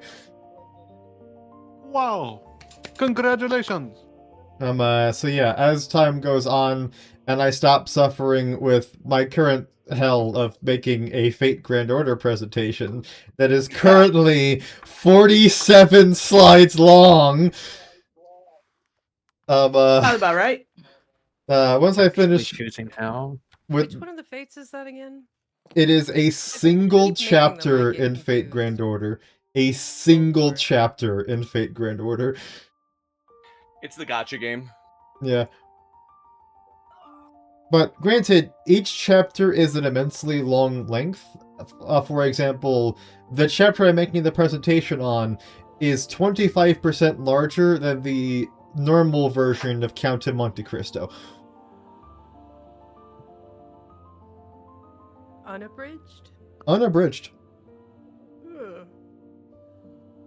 Imagine something that is 300 pages longer than the unabridged Count of Monte Cristo. Yeah. Yeah, I that's don't gonna want be to think no about it. That's what I'm making a presentation on. Shoot me now. But after I'm done with that, I will be making far more frequent presentations, considering I can make the RWBY presentation in 2 hours.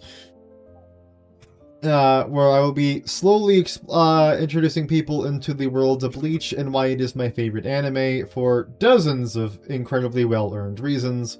But I will also be doing fun presentations on it about the actual faults on it, because I am of the belief that you cannot say something is your favorite unless you are acknowledging that it is imperfect. Because there is nothing that is perfect. Everything has a fault somewhere. I will acknowledge that Immoral Guild is my favorite battle anime, and I will not accept that there are any faults.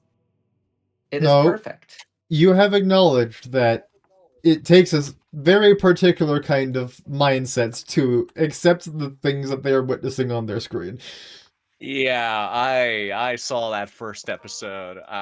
You saw the first 30 seconds, and that was all you needed to know what was going on. That was all I needed, yeah.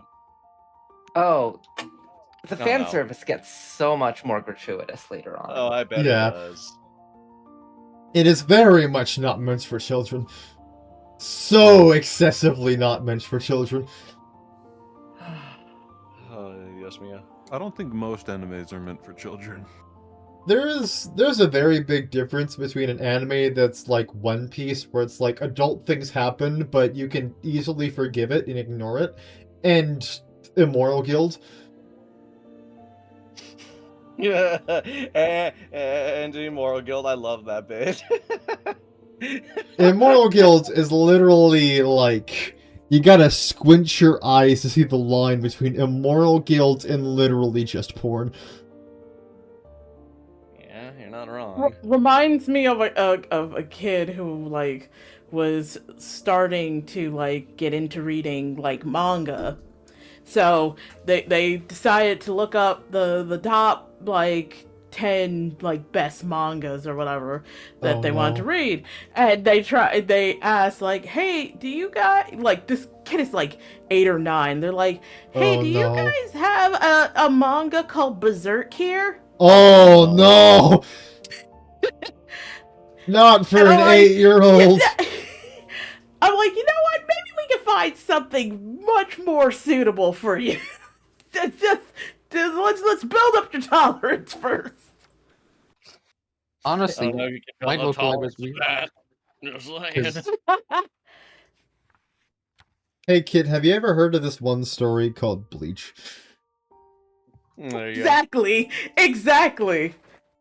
I actually did give them Bleach, and they seemed to like that a lot more. I'm like, hey, nice. You gotta start them young. Exactly. I'm like, phew. Bullet dodge. Disaster averted. Yep. You definitely don't want to see the more gruesome moments of Berserk until you're at least in the teens proper. Because that's the thing. The worst thing is, like, you knowing because I'm a lover of manga, but you know that the kind of the general public doesn't really know much about manga, so you know the kid doesn't know, and you definitely know that the parent doesn't know. Yeah. It's like with video games, right? Like you want to recommend video games to someone, or like somebody's asking you about a video game recommendation. It's like, you know, like as an avid gamer, you know what to give to a kid. Exactly. Like, because for parents, I've heard them constantly just consider like manga just one of those backward comic books, and I'm like, no.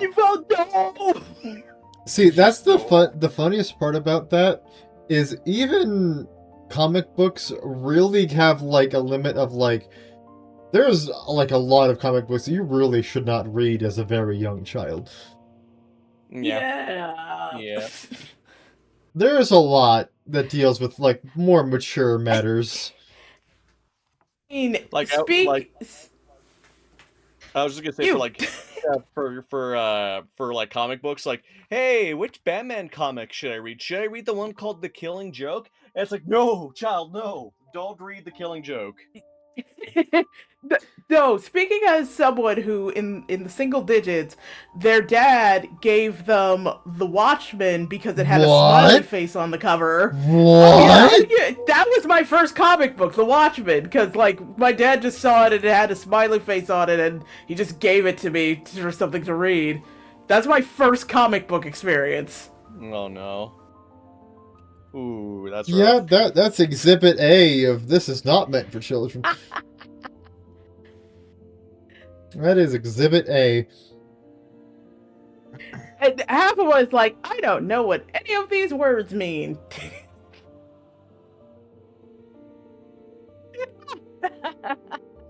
Just like, oh no, what's this guy doing? Oh no. Exactly. Oh, I just remember it's like I just remember Rorschach. I remember liking Rorschach because he had the funny face. Yeah.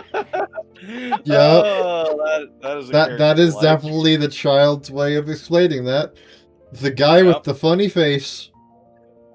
Like, everybody's talking about their favorite one is like, you know, Batman, like their favorite superhero is Batman or Superman. And here's me just being like, Rorschach. And they're just like, what? Dear. They're like, well, what? How do you pronounce that word? Exactly.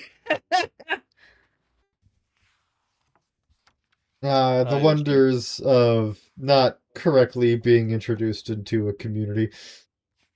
Oh no. And it is fascinating what happens.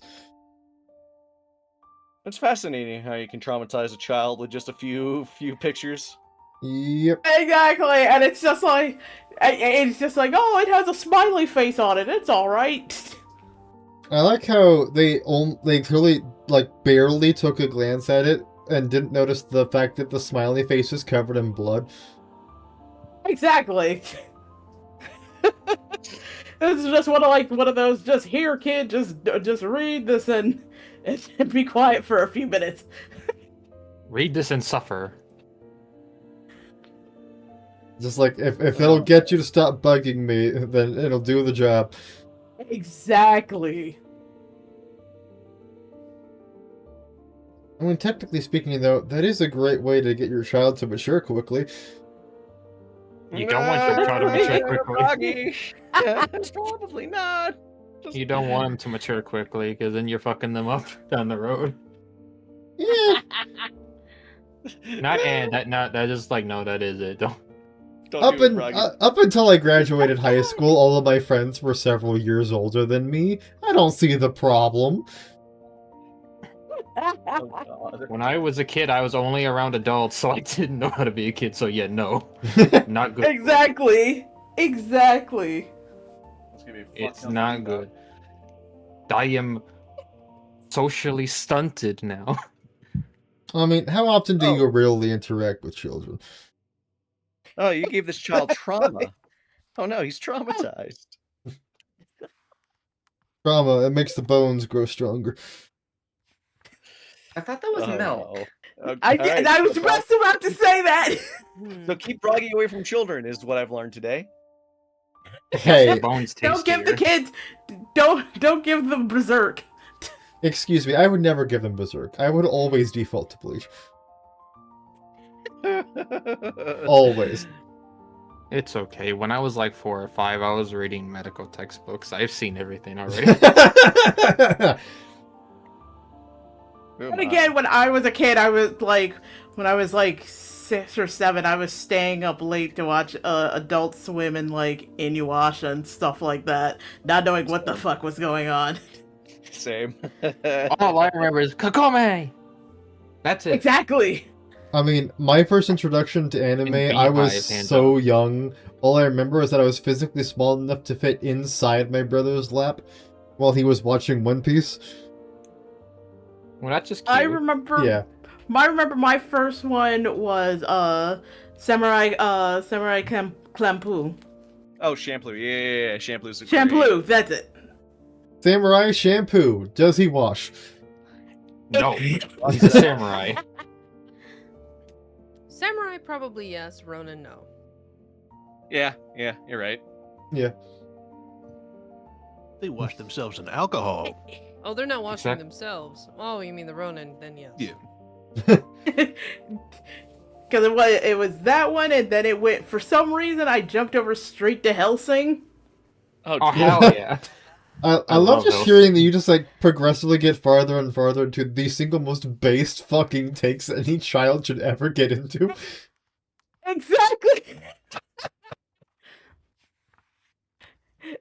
All the other kids have no clue what you're fucking talking about. What are you yapping about, kid? Something about vampires, Nazis, fucking exactly. World War III? What? What are you talking about? A twink little Nazi cat boy? What are you talking about? Exactly. Have you watched the new Inuyasha? Have you watched the new Inuyasha? No. Have you watched the new Naruto movie yet with us? No. I'm just watching that stuff, and I watched shitty rom-coms as a kid. That's all I did. I was the kid that was watching like Animal Planet all the time. That too. Meerkat Manor, let's go. Oh yeah, that shit. Shark Week. Shark Week. Speaking of which, for anyone who wants to... more weeks. For anyone who wants to join the Discord, not only do I hang out in open VC fairly often, but we also have semi-regularly theater nights where we'll just hop into a VC and watch shit together. If you want to join the community and be one of the patrons, feel free to do so.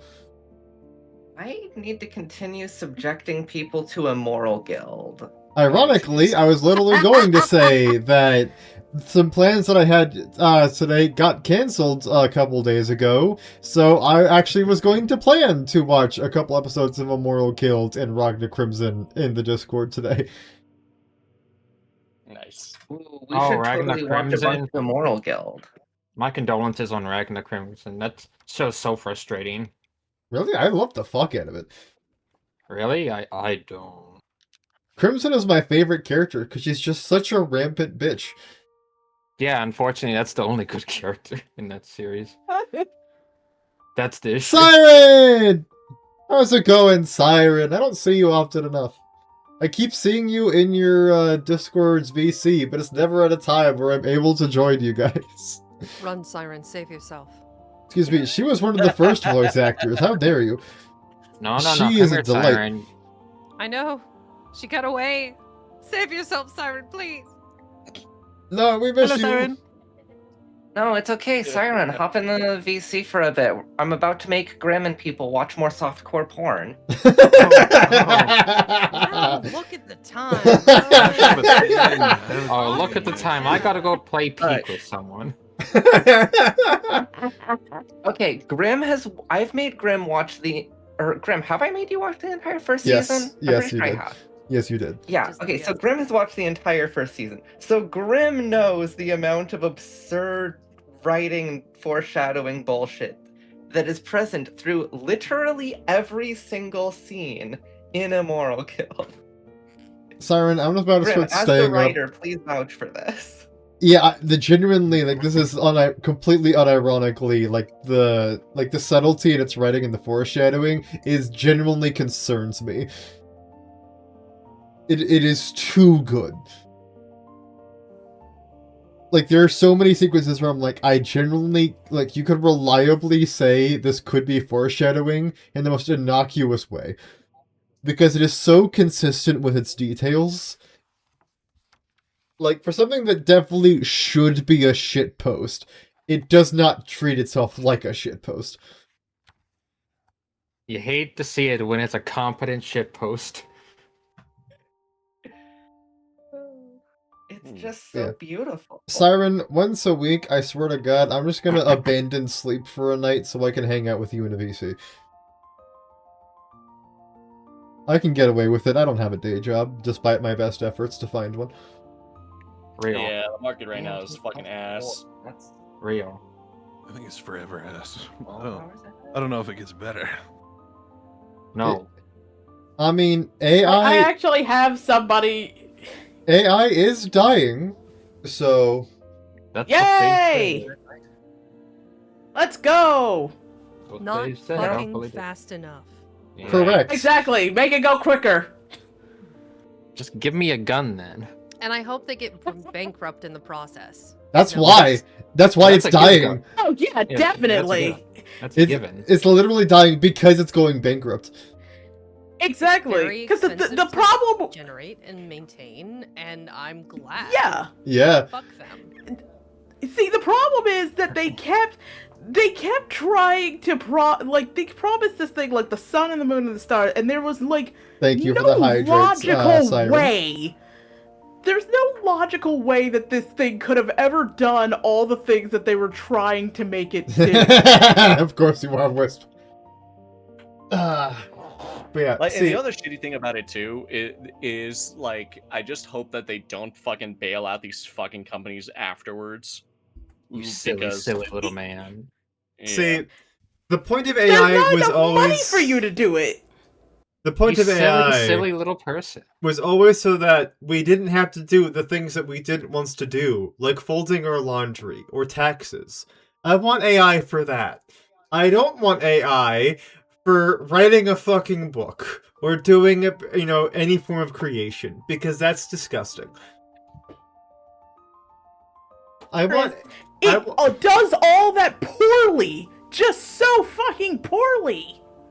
I want AI to clean my house while I'm writing for more books. I don't want it to be writing my books for me while I'm doing the dishes. Less Exactly. talking, more exercise. Go. I am. I'm starting with the barbells because they're quickest to get out of the way. Ooh-ha-ha. You know, Grim, as No, much as I would I've love to join you, I am just gonna sit here and continue my crocheting. Hello, Siren! I'm also here. I'm here just building Gundam. Gundams. Oh my god, dams, yeah. Goddamn. Because of Bragi talking about it, I've decided to like I put the entire series, the entire manga series of Rent a Girlfriend on hold to finally read what it's about. Oh, I'm sorry. My deepest condolences. Yeah. That's I not gotta But walk. like, it can't be that bad. It is. Yeah. I say, with more confidence than I am boy. physically capable of mustering, it is worse than you think it is. Boy, I say, how can it be any worse? It genuinely astounded me, because anytime I thought it can't get worse than this, it found a way. Famous last words. Life finds a way. It was like it was taking it as a challenge of, oh, you think this is the lowest this bar will go. But that's right. There's more. There's more shit under there. It starts with the bar in hell and then makes you bend over backwards. Oh my. Yeah. How flexible. I'm a little envious, honestly. I'm not. I had to suffer through 4 seasons of that shit. I'm 3 talking about the seasons. flexibility. I'm not Oh, talking yeah. about that.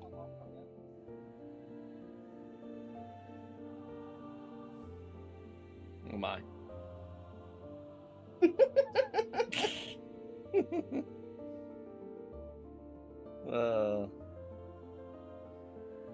Alright, I'll be right back. I gotta go walk the beef stick really quick. The beef stick. What? Wow. What the fuck is the beef stick?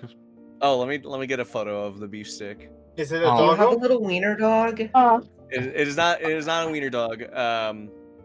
Where's the picture? Okay, I got very concerned when you said the beef stick, and then instead of picture, it was like, are we about to get flashed? Exactly. I'm gonna go walk the beef stick for a little bit. I got some prior obligations. Oh no. We gotta get this beef stick to breathe a little bit. Don't mind me. You just don't mind me. It's stuck on my Hold balls on, I got again. just the sound for this. Yeah. Yeah! It is Kanai. Yep. He's such a chunky baby. He's a chunky baby. But yeah, he needs his walkies. I'll be right back. I'm gonna. You know, in the meantime, I want to see this small creature. Where is it? No, he's not small. pull He's like 70 pounds of beef. Let's click It's why I call him a beef stick. green. No, that's a small creature right there. I don't care what you say. What are you talking about? The dude rockets himself into my nuts on a daily basis. Boo-hoo, welcome to the Not club with kind my of- 70-pound pit bull. Oh, Who headbutts me. Oh god, I'm sorry. Or at least what remains of my nuts, but you know. I just saw that I got signed out of. I'll be right back, guys. Miss you. Bye. Oh, There goes the wiener. oh my. He's off to Weenie Hut General. He's going to go walk his wiener in public. Gonna go show it off to everyone. Here we go. I mean, that's a good way to get a lot of people to say, can I pet that dog? Gotta pet Oh, that dog. they want him to pet that dog.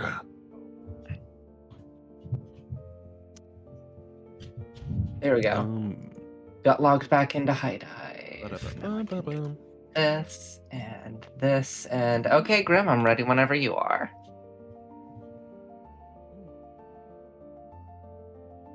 Run, Grim. Save yourself. What are you talking about? Grim loves this series. Oh, it's like on. It's starting. What? It's just so beautiful. It's What did I come back to? It's true. Oh, you stepped away. Yeah, no, I was just getting stuff pulled up, ready to go. Oh, for Immoral. Yeah. Of course you do. I think I'm gonna finally go get that well-deserved coffee. Indeed, you should. I will bid you all adieu. I hope you have a wonderful afternoon or evening. Happy time zones. Thank you. It was a pleasure meeting you. Have some good coffee. And... Ease. Farewell.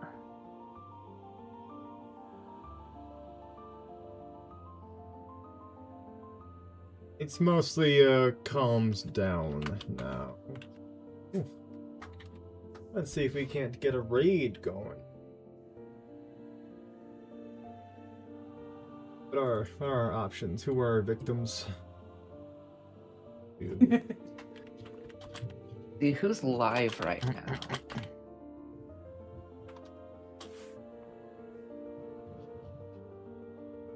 See, I see this guy called Grimlock Bragi live under the writing and reading subject category, whatever. Yeah, that is an option. I wanted to give, That guy's a bit of a someone bozo, cool. though. I wanted to give someone cool a little bit of a shout out. I like supporting other homies, other people.